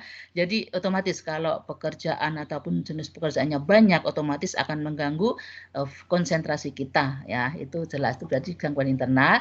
Nah, eksternalnya tadi itu Mbak, eksternalnya karena tadi lingkungan tidak mendukung. Jadi misalkan majikannya tidak memberikan izin dan sebagainya. Nah, tidak memberikan izin, ya udah, maksudnya gini, nggak apa-apa, ikutin aja aturan majikannya apa, ikutin, karena memang itu harus dilakoni gitu. Nah, ini saya juga sharing nih, saya kan pernah mantau ujian itu mahasiswa di Singapura, ya. Nah, mahasiswa di Singapura. Nah, itu dari yang mengenakan sampai yang tidak mengenakan, saya dapat sharing dari mereka. Jadi saya terharu tapi juga puas, akhirnya mereka selesai kuliahnya. Itu ada yang mereka itu tadi karena majikannya tadi tidak memberikan izin, itu mereka kalau sudah malam itu lampunya dimatikan semua. Jadi kan mereka nggak bisa belajar. Akhirnya apa? Belajarnya pakai HP, lampu yang ada di HP. Akhirnya selesai itu. Jadi maksudnya dengan kondisi kepepet seperti itu bukan berarti kita harus mati kutu, jangan. Justru itu peluang kita, dari ini nah ada peluang, mungkin berarti dia, tapi dia aku punya kesempatan jam sekian di kamar, udah nggak mungkin diganggu. Nah, di kamar bukan untuk tidur, di kamar dia mundur 1 jam untuk khusus membaca modul tadi melalui itu tadi lampu yang ada di HP. Jadi karena lampu dimatiin nggak boleh. Jadi kata dia kalau sampai lampu nyala itu majikan itu nggak bisa tidur, harus mati semua lampu, kecuali yang mungkin di luar rumah ya. Jadi akhirnya mereka belajar nyampur. Bayangin lampu untuk belajarnya nggak boleh dinyalain, itu kan bener-bener kalau nggak semangat kuat nggak bisa itu. Akhirnya selesai gitu. Dia hanya mengandalkan penerangan dari dari HP. Jadi begitu pagi itu dia cas HP full, jangan sampai begitu mati lampu udah baterai full. Nah, dia belajar dari situ. Sebelum tidur dengan gelap-gelapan dia membaca modul. Ada lagi satu yang itu lagi Mbak, sharing saya dengan mahasiswa yang ada di Singapura, itu tidak semuanya enak, ada juga yang enak. Nah, itu ada yang ini Mbak, dia itu merawat orang tua yang udah tua sekali. Nah, sama lampunya itu kalau udah malam mati semua, satu-satunya lampu yang boleh nyala hanya di kamar mandi. Cuma kamar mandinya, untungnya kamar mandinya itu luas sekali, besar gitu. Nah, jadi dia bersih-bersihlah si kamar mandi itu. Nah, begitu malam dia itu ke situ untuk apa? Bukan untuk kamar mandi, tapi untuk belajar di kamar mandi. Akhirnya selesai juga gitu. Jadi intinya tadi, kalau dengan kemauan yang keras, kemotivasi yang kuat, dengan kondisi apapun kita tetap bisa mencari celah yang kita bisa nyaman dari kegiatan itu. Oh, aku bisa masuk di sini nih. Harus gunakan waktu untuk belajar, ya. Ada lagi saya kan banyak pernah mantau di itu mahasiswa yang di Singapura, kemudian mahasiswa yang di luar negeri, yang dulu di Athena juga ada, itu juga kita tua bini di sana masih jam 3 malam, Mbak. Kita di sini jam 10. Jadi dia dengan gelap-gelapan itu berangkat kumpul di satu titik yang ada internetnya. Dan akhirnya selesai semua itu. Jadi maksudnya ini sharing saya ke teman-teman semua, kalau kemauan kuat, kemudian tekad diri juga bulat, kemudian juga punya jadwal pasti, dan jadwalnya itu karena disiplin tadi jadwal dipenuhi, itu akan bisa menyelesaikan SKS mata kuliah di mata kuliah sehingga akhirnya selesai, ya. Oke, baik, laptop lagi nih. Jadi gangguan internal eksternal kayaknya sudah ada yang belum nih. Itu udah komplit semua dan semua memberikan contoh yang beda-beda. Bagus, saya suka. Yang lainnya ada yang bisa memberikan contoh? Ada yang belum sharing ke kita? Sudah ya? Oke, kita lanjutkan ke ini apa namanya berikutnya ya. Ini tadi udah tentang tradisi membangun kerangka pengorganisasian konsep dalam teori komunikasi. Nah, sekarang model komunikasi. Teori sudah, sekarang model. Apa tadi kita belajar apa? Elemen, teori sama model ya. Elemen komunikasi udah tadi ya. Ada 3, 5, 6, 8. Udah masuk lingkungan, gangguan tadi udah masuk. Kemudian ada teori yang dari retorika sampai teori yang terakhir tadi tentang terakhir tentang ethical tradition ya. Kemudian sekarang tahap ini bagian ketiga kita model komunikasi. Nah, apakah model komunikasi itu? Model komunikasi merupakan penyederhanaan atau cerminan dari teori. Dalam bidang ilmu komunikasi dikenal adanya beberapa model komunikasi yang menjadi cerminan dari teori komunikasi. Nah, ada banyak model komunikasi, di antaranya 1, model Laswell, kemudian 2, model matematika Shannon-Weaver, kemudian ada model Scrum, ada juga model Osgood, ada model simetri Newcomb, ada model stimulus respon, ada model Aristoteles. Jadi model berkaitan dengan teori memang ya, karena merupakan penyederhanaan atau cerminan dari teori ya. Jadi memang ini berkaitan dengan apa yang kita terangkan terangkan di tadi ya, beberapa slide depan tadi. Kemudian ada model Wesley dan McLean, kemudian ada model Gepner, model De Fleur, ada juga model Berlo, model Tapp and Moss, dan model Gadikans ya. Nah, jadi ini banyak model, ini memang tidak dihafal semuanya, tapi intinya tadi ya. Jadi ada yang model itu menitik beratkan pada sumber, ada yang menitik beratkan pada feedback, ada yang menitik beratkan pada empati. Nah, itu cara mengingat-ingatnya ya. Nah, setelah model komunikasi, ini saya akan jelaskan satu-satu ya. Tapi mungkin secara detail karena banyak, mungkin nanti waktunya ini bisa kita dibaca sendiri di modul. Ini saya terangkan modul yang sering muncul atau sering digunakan ya. Nah, yang pertama adalah model Laswell. Ini model Laswell itu sering sekali muncul dan sering digunakan sampai sekarang. Intinya ada 5, yaitu di model Laswell, yaitu who, siapa, says what, mengatakan apa, itu pesannya. In which channel, melalui saluran apa, to whom, kepada siapa, dan with what effect, dengan efek bagaimana. Nah, jadi kan itu balik lagi bila kita tempelkan ke elemen-elemen komunikasi itu berkaitan model Laswell ini ya. Mudah ya mensetarakannya ya. Jadi ini ada 5, ini mudah dipahami sekali nih karena seperti yang elemen komunikasi tadi. Ada 5 yaitu who, kemudian says what, kemudian in which channel, to whom, bukan to whom, and with what effect. Nah, model Laswell ini sampai sekarang masih banyak digunakan. Cuma ini memang ada beberapa kritikan terhadap model ini karena tadi hanya sampai efek.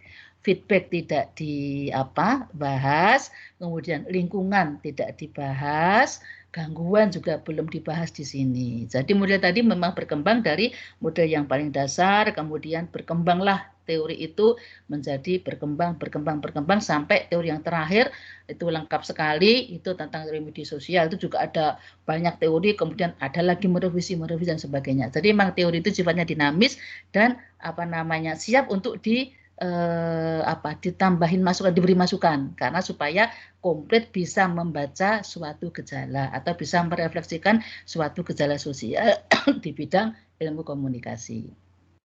Nah, model Laswell, kita lanjut ke model berikutnya, adalah model dari matematika. Itu model Shannon dan Weaver, itu sebenarnya ada di buku, cuma diagramnya rumit, saya menyederhanakannya ke dalam unsur-unsurnya aja.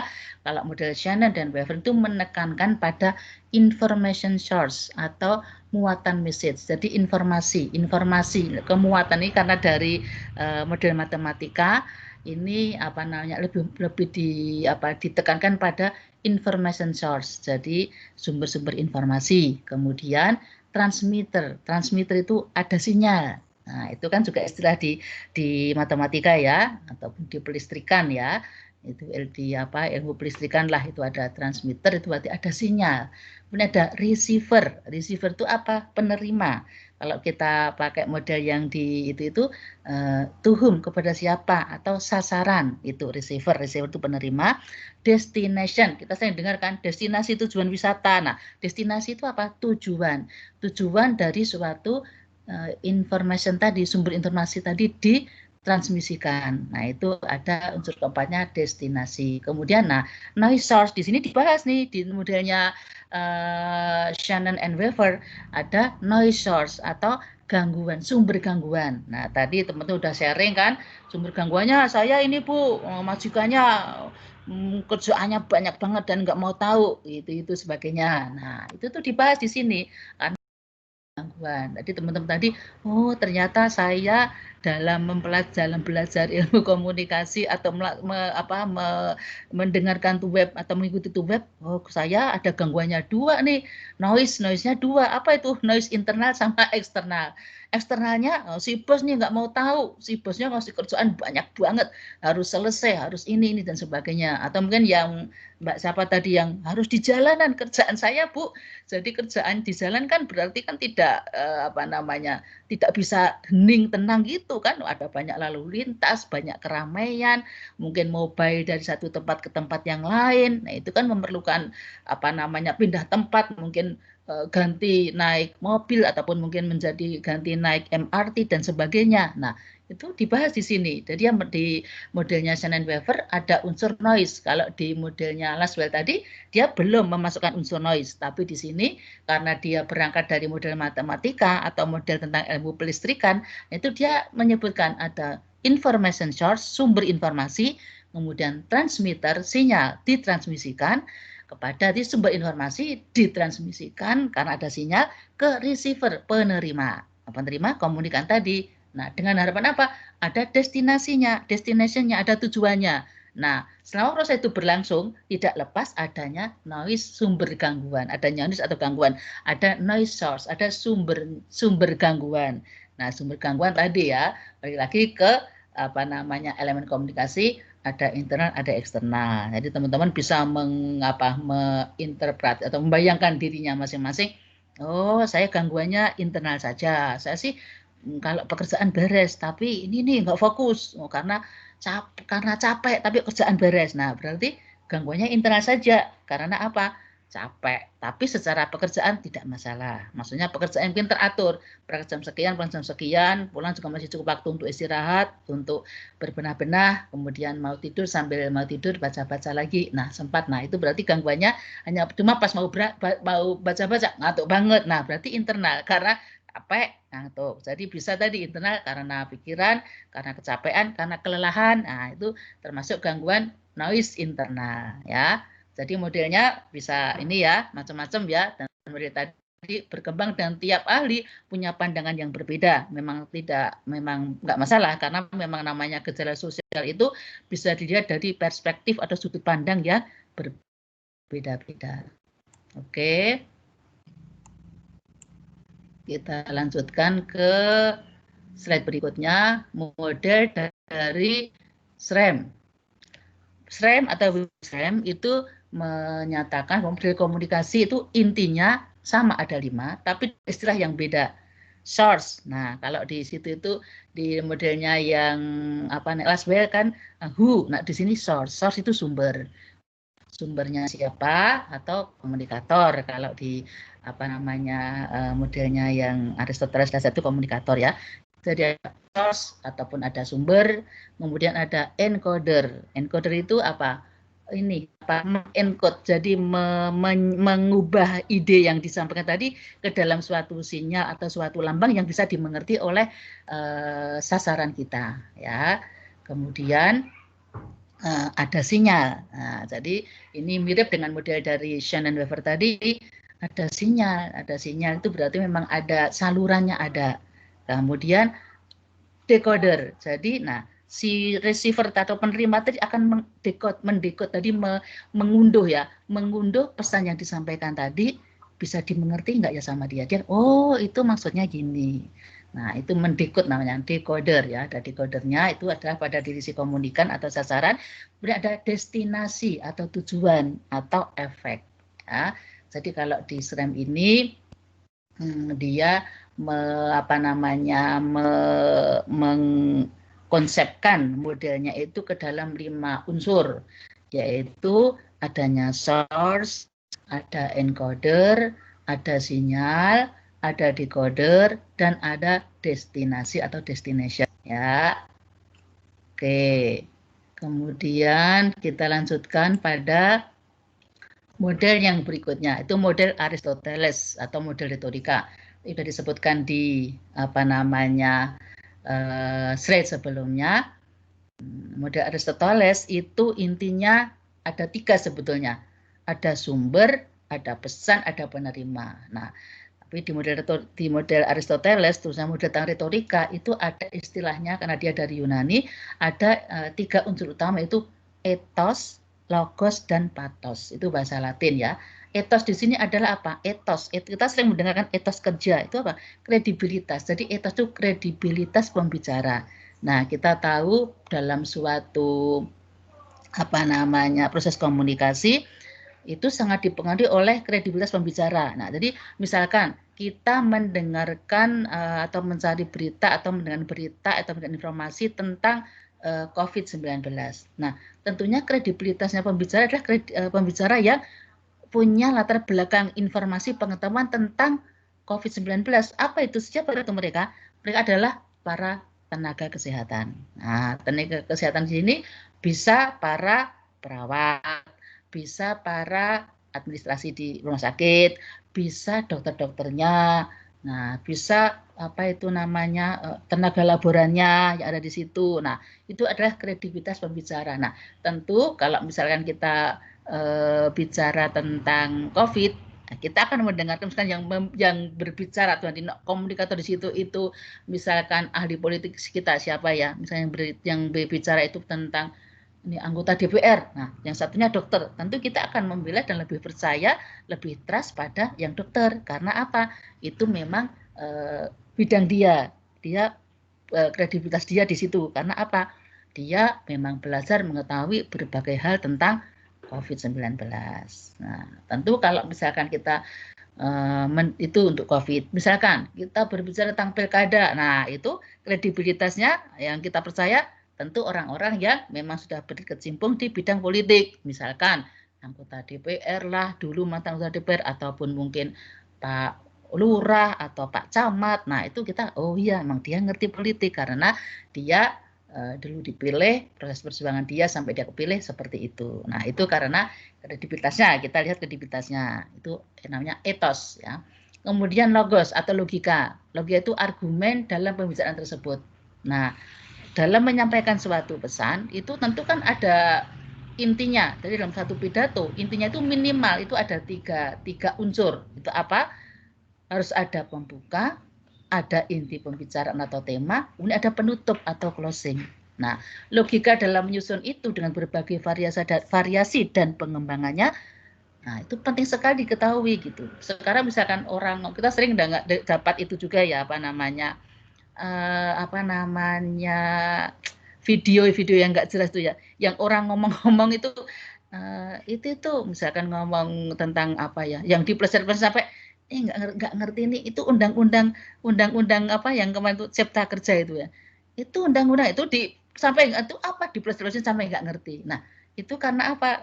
Dia tidak bisa membicarakan, tidak mengerti konteks undang-undang Cipta Kerja. Begitu juga misalkan membicarakan tentang politik. Nah, itu pilkada. Itu kan memang harus dari awal dia harus bisa bisa menginformasikan ke masyarakat, pembukanya dia harus bagaimana, intinya dia bicara itu apa, kemudian penutupnya apa. Penutupnya misalkan, ayo dukung saya. Nah, seperti itu kan bisa dikemas dengan bahasa yang lain, tapi intinya tadi itu.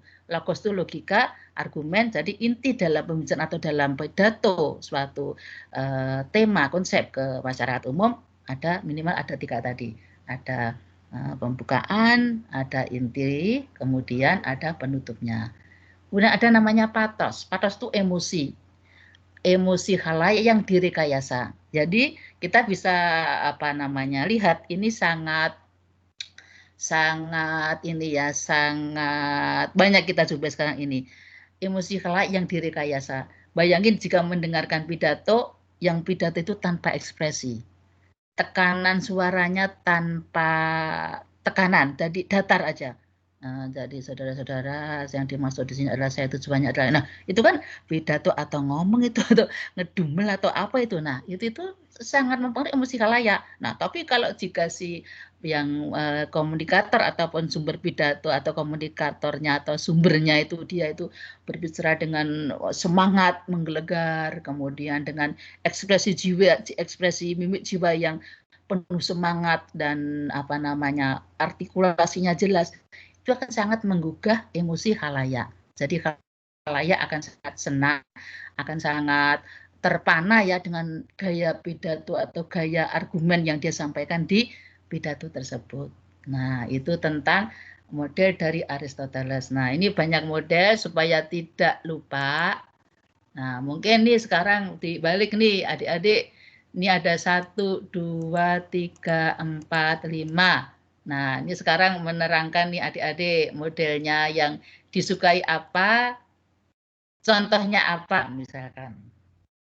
Mungkin bisa yang paling sederhana boleh, yang Aristoteles boleh, yang model Laswell boleh, model yang Scrum boleh.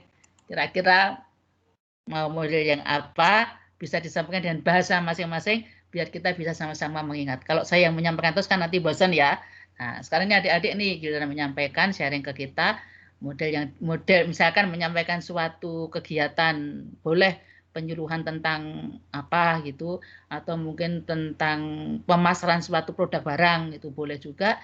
Nah, saya milih model ini karena punya itu siapa, buat siapa, nah itu siapa, itu bisa disering di sini ya. Ini biar mengingat nanti kalau misalkan nanti model Laswell, udah tahu Laswell itu unsurnya ada 5 unsur nih, adalah ini. Nah, biar semua. Nah, oke, ini karena pendek-pendek silahkan siapa yang mau jadi ini nih pemula nih, siapa silahkan. Model komunikasi yang paling sederhana dan dicontohkan ya, misalkan mau kegiatan saya mau menyampaikan komunikasi tentang apa, saya memilih model ini. Nah, misalkan itu kemudian berikan argumennya. Silakan adik-adik.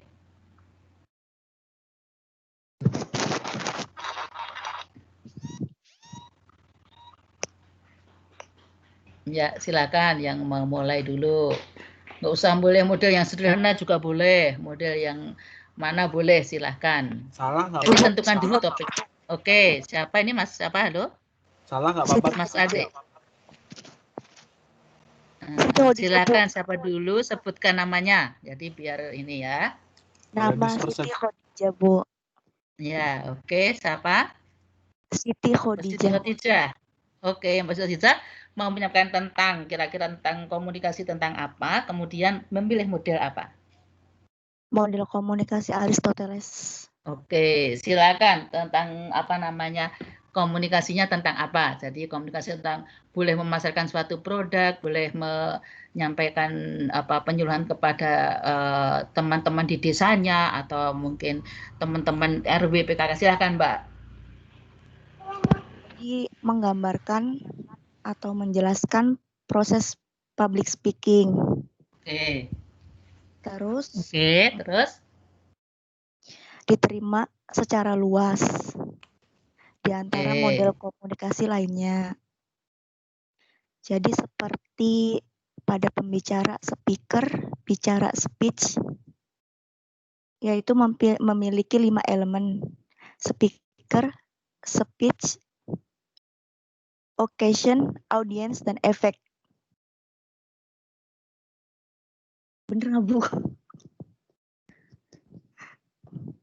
Ya, terus, udah, Bu.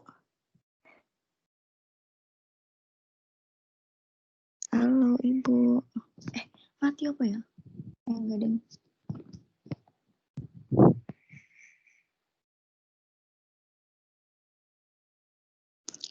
Halo, Ibu.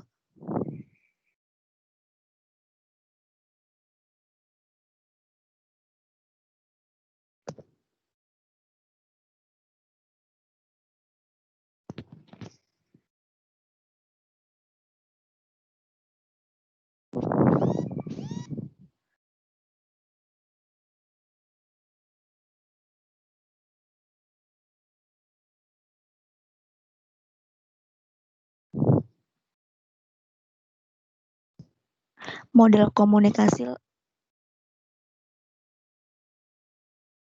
Aristoteles. Bener sih.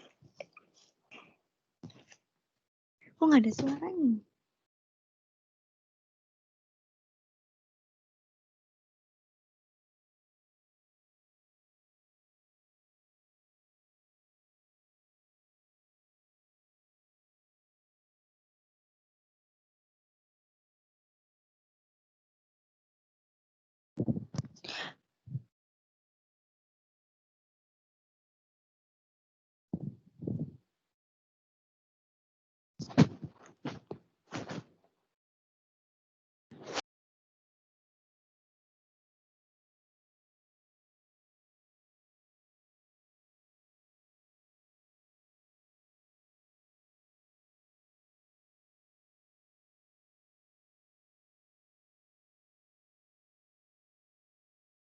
Sorry, saya mute ya, sorry. Nah, jadi Mbak Khadijah, karena memilih model Aristoteles ya, nah jadi cukup menjelaskannya dari 3 aspek ini aja Mbak. Etosnya gimana, temanya apa, etos apa, logos apa, patos apa. Ya. Oke. Mbak Khadijah bisa merevisi tadi argumennya ke model Aristoteles? Atau mau pindah pilih model yang lain, silakan. Ini Suryani, Bu, model Laswell. Model Laswell. Nah, oke. Nah, model Laswell, kita bisa cek lagi nih model Laswell ya. Oke. Model Laswell contohnya tentang mau menyampaikan tentang apa nih, Mbak? Model ini Topiknya ditentukan dulu ya. Model ini menjelaskan tentang proses komunikasi dan fungsinya terhadap masyarakat. Fungsi ada 3 fungsi, Bu. Yang pertama pengawasan lingkungan yang mengingatkan anggota-anggota masyarakat akan bahaya dan peluang dalam lingkungan. Kedua adalah korelasi berbagai bagian terpisah dalam masyarakat yang merespon lingkungan. Ketiga adalah transmisi warisan sosial dari suatu generasi ke generasi lainnya. Model ini sering digunakan pada komunikasi massa, Bu.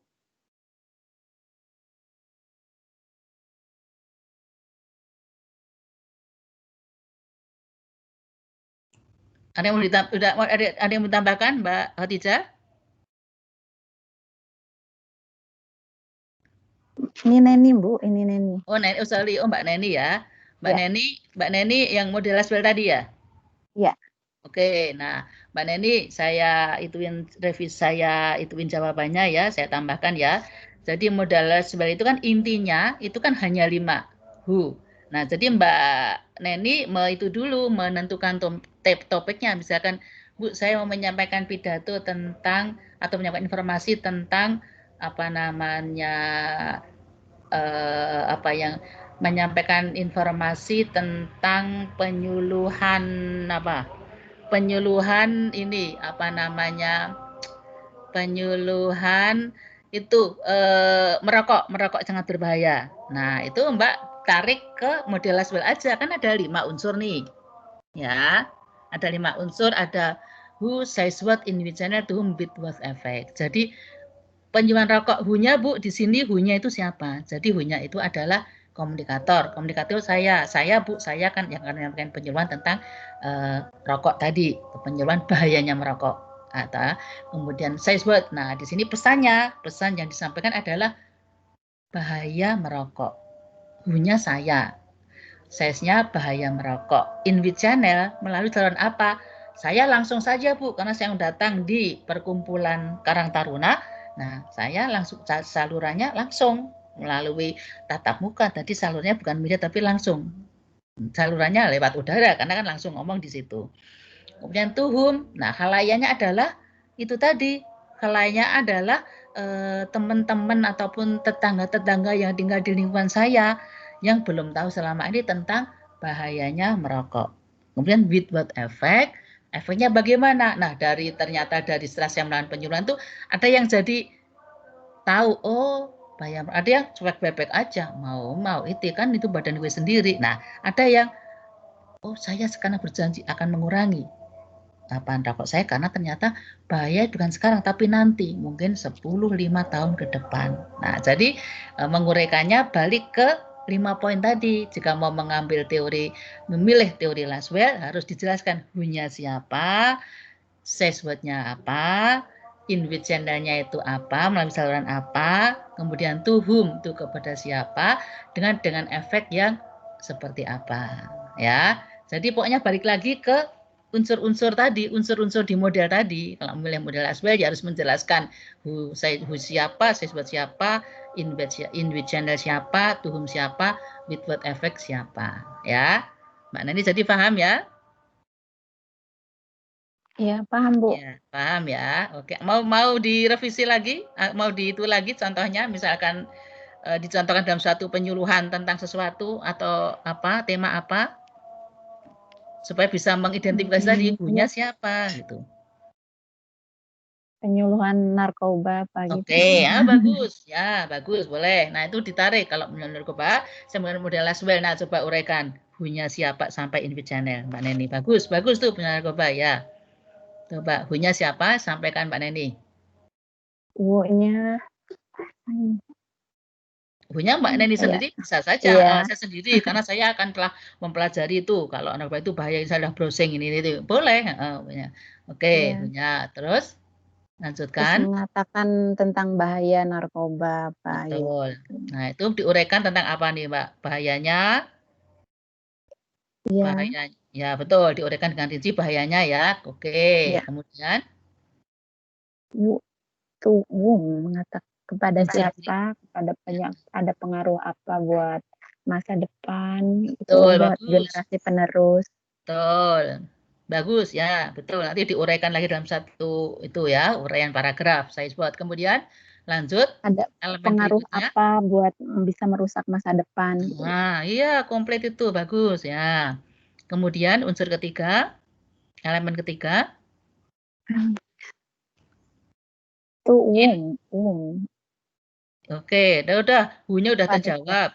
Says what udah terjawab. Kemudian in which channel? Ya. Ada kan in which channel ya? With effect. Channelnya kan belum. Tadi memilih saluran apa? Belum disampaikan kan? Oh iya ya. Nah, ketiga dulu harus urut. Jadi who sudah terjawab.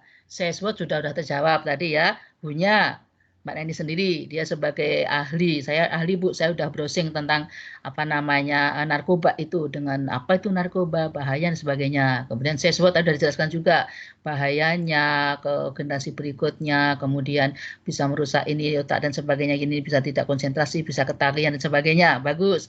Nah, InVid channel melalui saluran apa? Channel kan saluran nih Mbak. Nah, melalui saluran apa nih? Kalau penyuluhan itu.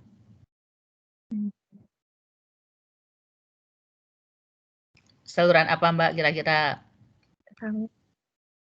Mau saluran media ataupun mau langsung atau melalui tanpa saluran karena lewat kelompok? Bisa mau menyampaikannya penyuluhan? Mau kelompok atau lewat media? Kalau lewat media bisa. Lewat media membuat buklet atau membuat poster-poster kecil. Kan poster juga harus gede ini kan. Poster-poster kecil. Nah, itu bisa berarti melalui media cetak. Ya. Oke, pilih media apa nih kira-kira kalau penyuluhan tentang itu? Poster, Mbak. Bikin Poster, boleh. Berarti media cetak ya Mbak ya. Oke, berarti salurannya saluran media cetak ya, berupa poster. Bisa juga media cetak digital ya. Jadi itu bisa kita desain foto, kita kirim ke WA group. Nah, itu kan contoh juga apa namanya salurannya bisa media online atau media digital. Oke, cetak juga bisa. Kemudian unsur berikutnya Mbak. Tuum. Nah, itu apa pada itu? Siapa? Ya, pada siapa? siapa? Betul. Narasi penerus supaya tidak menggunakan narkoba itu, menjauhinya gitu, Bu. Oke. Oke, jadi hubnya adalah ke masyarakat umum misalkan ya. Ya, itu kesasaran ke masyarakat umum. Itu apa namanya tuhum. Kemudian unsur yang kelima. With what effect? Nah, dengan efek. Efek apa? Pengaruhnya apa? Ya. Harus dijelaskan, terus bahayanya apa supaya tidak digunakan. Gitu, Bu. Ya, betul. Jadi with what effect, efeknya penyuluhan tadi masyarakatnya tadi, Mbak. Jangan balik ke pesannya. Kalau pengaruhnya apa itu kan ke pesannya, balik ke pesannya ke siswa tadi. Nah, kalau with what effect, efek dari penyuluhan yang disampaikan tadi. Efeknya masyarakat yang saya suluh menjadi tahu tentang bahaya narkoba. Efeknya masyarakat menjauhi narkoba. Masyarakat udah antipati, tidak akan dekat-dekat dengan yang namanya narkoba. Ya, jadi efeknya tadi efek dari penyuluhan yang sudah disampaikan ya, bukan efek dari pesan atau bahayanya narkoba. Nah, bahaya narkoba itu masuk di say what in the channel say what di apa namanya di pesan tadi. Kalau with what efek dari penyuluhan atau pidato atau berita yang kita sampaikan. Apa? Masyarakat jadi ketika narkoba dia jadi tidak akan dekat-dekat dengan namanya narkoba.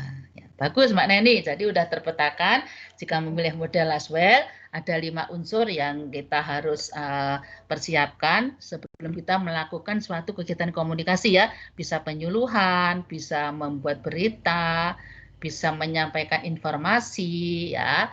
Itu apa namanya sudah dicontohkan dengan baik oleh Mbak Neni. Baik. Yang lain silakan memilih model yang lain supaya modelnya sebaiknya yang beda. Kemudian pilih dulu topiknya. Saya, Bu. Oke, siapa sebutkan namanya? Solihat. Oke, Mbak Solihat. Ya. Ini dalam contoh kehidupan sehari-hari aja ya, Bu. Boleh, ya, boleh. Ya, silakan, Mbak. Saya mengambil model stimulus respon. Halo? Halo, ya, oke Mbak, ya. Jadi misalkan ada seorang teman yang mengedipkan mata atau memberikan senyuman, otomatis respon kita juga akan memberikan senyuman balik kepada teman kita. Jadi respon senyuman yang pertama itu adalah stimulusnya. Terus respon kita itu adalah ya responnya gitu. Oke. Atau contohnya mungkin dalam kemiliteran, seorang atasan saat memberikan perintah, terus kemudian bawahannya akan berkata siap, kayak gitu Bu. Ya, betul. Ya, betul. Jadi Mbak Solihat tadi contohnya sehari-hari dan itu juga model yang paling sederhana. Stimulus respon. Ini juga betul. Bagus, bagus Mbak itu ya. Milih model lain dan contohnya jelas sekali. Jadi model stimulus respon itu model yang juga sangat sederhana. Begitu ada di stimulus atau respon. Stimulus itu apa? Rangsangan. Begitu dikasih rangsangan, langsung merespon. Kita contohkan misalkan kan ada contoh sederhana ini yang bukan sosial ya. Contoh yang bisa teman-teman kebayang itu contoh daun itu ya. Ada kan ya daun mungkin kalau saya dulu di daerah itu ya. Itu ada daun kumis kucing ya. Itu kan kalau kita sentuh gitu kan dia langsung daunnya mingkup ya. Iya, Bu. Nah, itu contoh menyederhanakan pemikiran kita model stimulus respon. Jadi begitu kita beri rangsangan, langsung dia merespon itu apa? Kita senggol-senggol daunnya ya, itu langsung dia kan mengingkup ya, apa? Menyempit itu langsung seret daunnya itu langsung apa?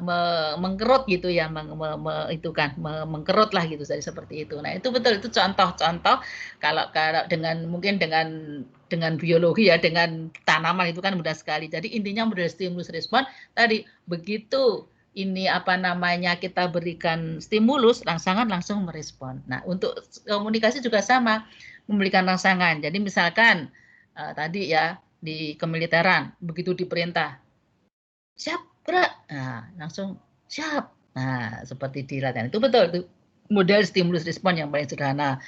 Kemudian bisa juga model stimulus ini misalkan anak bayi kan, dia kan nangis karena haus dia nangis, rangsangannya haus nangis. Sekarang dikasih respon, dikasih minum dot sama ibunya, udah langsung diam. Nah itu juga stimulus respon. Jadi begitu dikasih rangsangan dia nangis terus dikasih respon, udah terpuaskan diam. Nah itu namanya model stimulus respon. Itu juga model yang paling sederhana, walaupun banyak dikritik, tapi itu pengertian yang paling sederhana dan itu sekarang sudah jarang digunakan, tapi kita harus tahu sejarahnya. Jadi model yang awal sebelum ada model-model yang lain ada stimulus respon tadi. Begitu dikasih stimulus langsung ada responnya. Dan kita harus ingat ya, stimulus respon model contohnya itu daun kumis kucing. Jadi kalau misalkan begitu daun tadi kita goyang-goyang itu apa daunnya, dan dia langsung dia langsung mengkerut. Nah itu seperti itu apa kita mengibaratkan model stimulus respon. Baik Mbak Solihat, bagus nih ininya contohnya ya. Mbak Lita Solihat. Kemudian yang lain silahkan model lain yang beda, yang sederhana. Gini, model yang pernah disebutkan teman yang lain boleh nggak apa-apa, tapi konteksnya atau contohnya harus beda. Nah, yang belum berargumen atau belum sharing di sini, silakan Mbak siapa? Ayo. Mbak siapa? Mariutin. Oke, Mariutin, oke. Apa contohnya, Mbak? Aristoteles tadi yang oke ya. Oke.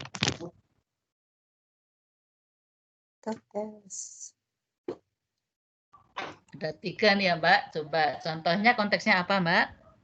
Ya temanya maksudnya. Temanya itu daur ulang sampah plastik aja deh. Oh ya bagus ya, bagus ya. Penyuluhan tentang itu ya misalkan. Oke. Oke, terus? Untuk pembicaranya seandainya mengandai-andainya Bu, saya sendiri Iya gitu, boleh, mengandai-andai boleh ya. Iya, terus argumen dalam pembicaraan ibaratnya bahayanya sampah plastik dan keuntungannya daur ulang sampah plastik. Oke. Kemudian untuk emosi khalayak yang direkayasa. Jadi kita itu mengasih informasi ke khalayak masyarakat itu bagaimana bahayanya sampah plastik itu seandainya dibuang sembarangan dan bagaimana keuntungannya sampah plastik itu setelah didaur ulang kayak gitu Bu. Oke, ya baik, bagus sekali nih Mbak Mariutin ya. Jadi contohnya juga bagus tuh lain dengan yang lain ya mengenai apa namanya daur ulang sampah bagus itu. Jadi kredibilitas pembicaranya sama Mbak Mariutin sendiri karena saya tahu Bu kalau sampah itu berbahasa dari googling saya apa namanya udah tahu apa namanya bahayanya kalau sampah plastik itu tidak kita cegah-cegah tadi bagus sekali ya. Nah kemudian Alagos tadi, sampah plastik itu bisa didiamkan dan tidak ada sekelompok orang ataupun dari negara yang beride untuk mendaur ulang atau mengolah kembali limbah-limbah itu akan sangat mengganggu dunia, khususnya ya paling tidak lingkungan dekat kita juga regional dan dunia pada umumnya. Logisnya ataupun argumennya di situ betul. Kemudian emosi khalayak. Nah, emosi khalayak itu dari kayak saya itu tadi dalam penyampaian pesannya dengan bahasa yang menarik dan tadi misalkan diberi contoh nih.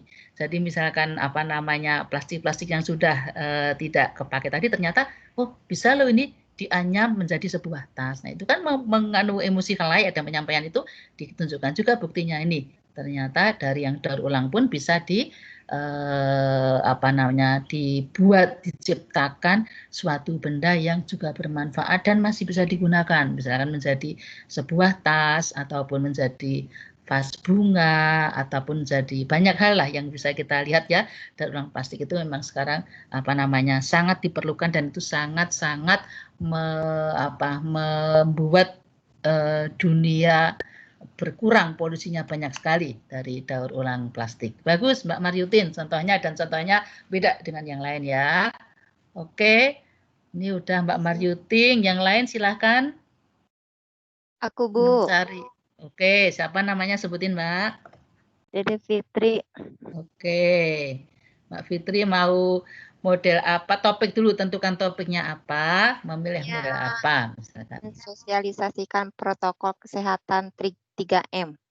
Oke, ya. Modelnya apa Mbak? Modelnya seperti webinar mungkin? Modelnya enggak, maksud modelnya ini model mau modelnya Laswell ya? Oke, Laswell. Oke, kita ini ke atas ya, model Laswell. Oke, silahkan Mbak. Dijelaskan who-nya siapa, says buat siapa, coba. Topiknya tentang apa disebutkan dulu, kemudian diuraikan per komponen elemen di model itu. Silahkan, Mbak Fitri. Sosialisasikan protokol kesehatan 3M. Yang satu memakai masker, dua menjaga jarak, dan tiga mencuci tangan. Bu-nya siapa tadi Mbak? Kamu, saya Bu. Oke, karena tahu informasi itu dari mana? Bu-nya? Dari berita. Nah, ya bisa dari berita, dari googling dan sebagainya. Oke, Bu-nya udah Mbak Fitri sendiri. Saya buatnya tentang tadi ya protokol kesehatan. Oke, kemudian unsur ketiga, elemen ketiga. In which channel? Ya. Yang koran Bu. Oh, koran. Oke, cetak ya. Baik, lanjut. Itu bisa kita lihat atau kita bisa membuat kayak webinar sosialisasi di webinar kayak gitu. Oke, ya. Berarti channelnya bisa elektronik cetak, bisa juga melalui media sosial ya, karena menggunakan internet. Nah, itu dengan webinar ini. Boleh, bagus ya. Bagus Mbak, modern nih, betul sudah menggunakan media baru. Lanjut, unsur berikutnya. Tuhumnya buat masyarakat, Bu. Oke, masyarakatnya siapa yang lebih spesifik misalkan? Yang seperti penduduk yang di pelajar, seperti mahasiswa, ya semua masyarakat yang ada di Indonesia seperti itu, Bu. Oke, ya.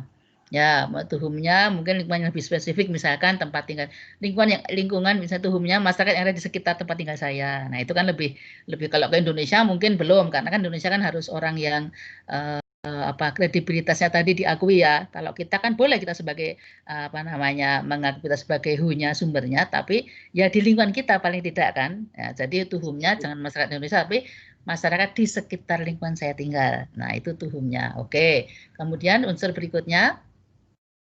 Efeknya, jadi masyarakat itu lebih tahu gitu, Bu. Sekarang kan dalam masa pandemi kayak gitu, jadi lebih tahu cara buat mencegahnya bagaimana, kayak gitu. Kayak kita harus memakai masker, cuci tangan, sering-sering cuci tangan, jaga jarak seperti Ibu. Seperti itu. Ya, oke. Bagus Mbak Fitri, contohnya juga masih aktual ya, nyambung karena masih tentang protokol kesehatan, betul sekali. Jadi who-nya Mbak Fitri sendiri, karena saya udah baca berita nih Bu, dari beritanya ini yang berita bukan berita hoax, karena berita yang resmi dikeluarkan dari misalkan dari Detikcom, dari Kominfo, dari Departemen Kesehatan. Nah, sumbernya harus dicek ya. Nah, ini saya juga menyampaikan lagi informasi di sini, jika mengambil sumber berita itu jangan asal mengambil, tapi harus kita cek dikeluarkan oleh siapa berita itu. Karena sekarang ini kan penggunaan media sosial itu sangat amat cepat sekali perkembangannya, cepat sekali juga pesan itu disampaikan sampai ke khalayak. Tapi ya tadi efeknya bermacam-macam karena zaman sekarang juga banyak sekali yang media sosial itu ternyata sumbernya tidak jelas. Ada beberapa orang yang sengaja membuat berita, menyebarkan berita itu padahal berita itu tidak benar. Nah, itu kita yang sebut dengan berita hoax tadi ya. Jadi hati-hati kalau adik-adik ini sini mencari sumber berita, sumber informasi, carilah sumber informasi yang dikeluarkan institusi atau lembaga resmi yang memang menangani bidang itu ya. Jadi misalkan di sini bagus nih Mbak Andu Fitri, contohnya udah bagus, punya sudah mencari berita, sesuatunya tadi tentang protokol kesehatan, channelnya bagus, ada cetak juga melalui elektronik, melalui media sosial juga, melalui webinar, kemudian tuhum kepada siapa khalayak yang tinggal di sekitar Mbak Fitri dan yang punya jaringan internet, karena melalui webinar kalau tanpa jaringan internet kan tidak akan bisa jalan ya. Jadi harus spesifik lagi, jangan umum, tidak bisa, harus lebih spesifik karena kita itu bukan ahli tenaga kesehatan, tapi kita tahu, nah di masyarakat sekitar kita gitu. Jadi masyarakat yang yang di sekitar atau di RT atau di kelurahan atau di desa tempat kita tinggal. Nah itu bisa kita menyampaikan itu, kita mengerti kesehatan karena kita membaca berita. Kemudian buat efek, dengan efek masyarakat mengenai masyarakat tetap menerapkan protokol kesehatan walaupun sudah berulang-ulang, mudah-mudahan sudah mulai menurun COVID-nya, tapi tetap masih menggunakan protokol kesehatan karena apa? Karena tetap belum hilang dan belum ada obat dari COVID tersebut. Ya, bagus. Cuma ini yang tadi ya saya ulangi lagi tentang berita tadi. Jadi setiap nih perhatikan nanti kalau adik-adik sharing berita, sharing konten, sharing informasi apapun, kita jangan langsung sharing karena sekarang sudah ada undang-undang ITE. Nah, itu kita sharing itu kita kalau berita itu tidak benar, jangan di-sharing, jangan asal sharing sana sharing sini, kita tidak tahu. Jadi kalau berita yang kita mau sharing, kita harus cek, kecuali candaan itu kan beda ya. Berita yang itu kita harus makan, kita share ke teman-teman kita atau ke WA grup yang lain, utama berita yang misalkan tentang COVID, berita tentang pilkada, berita tentang isu pembangunan apalagi ya macam-macam, politik sosial ekonomi, kita harus ngecek ke sumbernya. Misalkan berita tentang COVID, nah itu kita harus cek ke sumber datanya. Apa itu sumber datanya?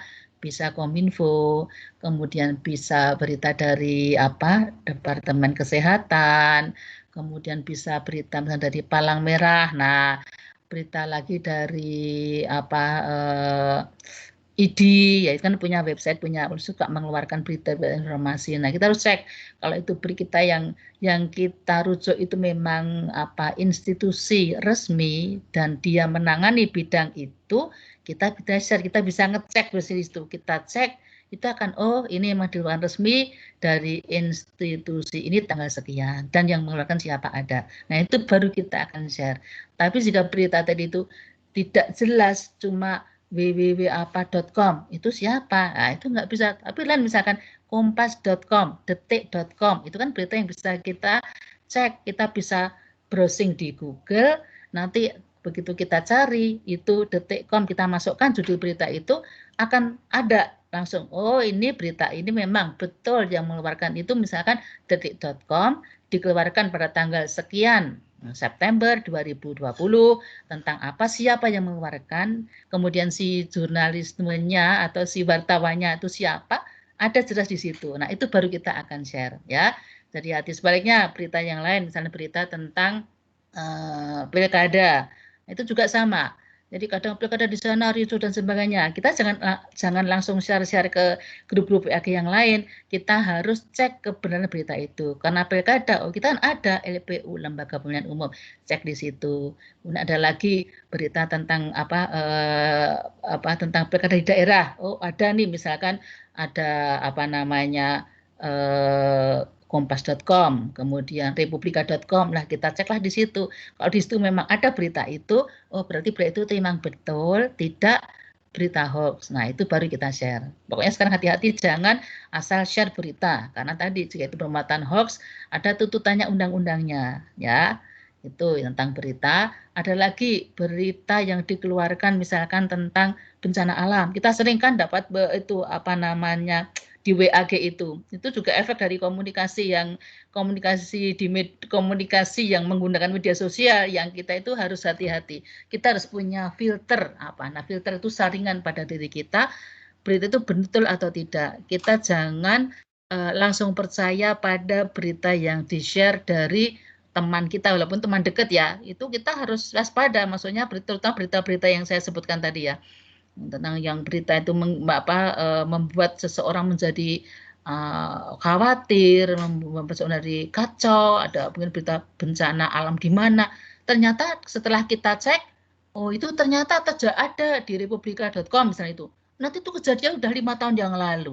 Lah 5 tahun yang lalu kenapa bisa di-share-nya baru sekarang ya. Jadi memang ada beberapa orang yang sengaja dia mengacaukan tadi keakuratan informasi tadi. Nah, Anda nanti sebagai seorang calon sarjana ilmu komunikasi harus bisa memilih dan memilah share berita mana yang itu pantas ataupun betul, bisa kita cek kebenarannya, mana yang tidak. Ya, jadi nanti sebagai seorang sarjana harus tahu itu, harus bisa punya filter. Tidak semua berita itu kita terima mentah-mentah, tapi kita harus cek kebenarannya.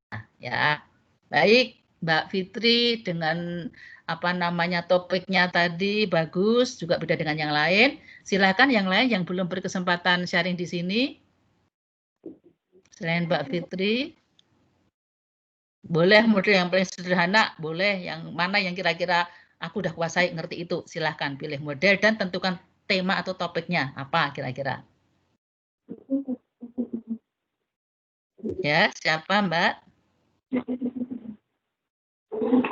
Ini salah nggak apa-apa, ini kan justru kita proses belajar, jadi salah nggak apa-apa, justru jadi tahu, oh aku kurang tepat nih, jadi tahu. Jadi ini tidak maksudnya salah terus nilainya 0, tidak. Ini justru yang aktif, mau salah mau benar, yang aktif yang akan kita nilai di sini, diskusi di sini ya. Yang menyampaikan pendapat yang kita akan nilai ya. Oke. Siapa yang belum? Yang Berlo itu loh, Bu. Siapa? Halo? Berlo, Bu. Maryutin boleh nyampein lagi? Oh, Maryutin boleh. Yang lainnya nggak ada lagi ya? Yang lainnya belum ada?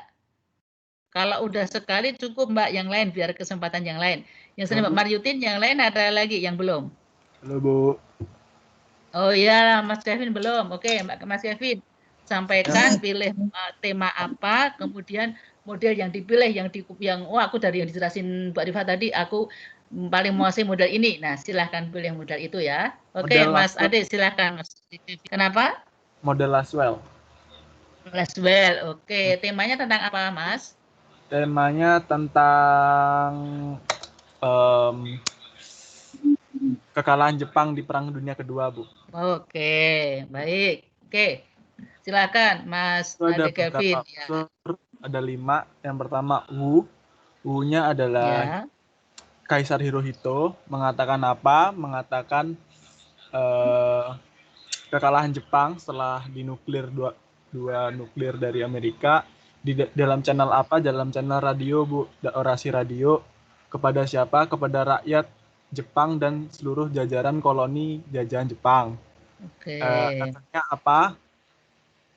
Efeknya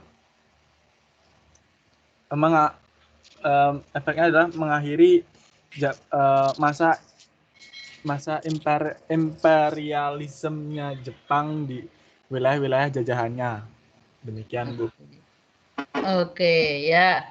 Oke. Mas Ari Kevin bagus ya contohnya. tapi tentang sejarah Jepang ya nggak apa-apa gitu. Jadi intinya pokoknya tadi dalam menyampaikan suatu pesan itu juga pesan ya, pesan mengakhiri tentang imperialisme tadi ya. Pesannya itu nggak apa-apa, bagus. Jadi betul. Jadi contohnya mungkin, tapi sebetulnya kalau seperti ini contohnya lebih baik contoh yang kayak kehidupan sehari-hari saja gitu. Jangan yang sejarah kan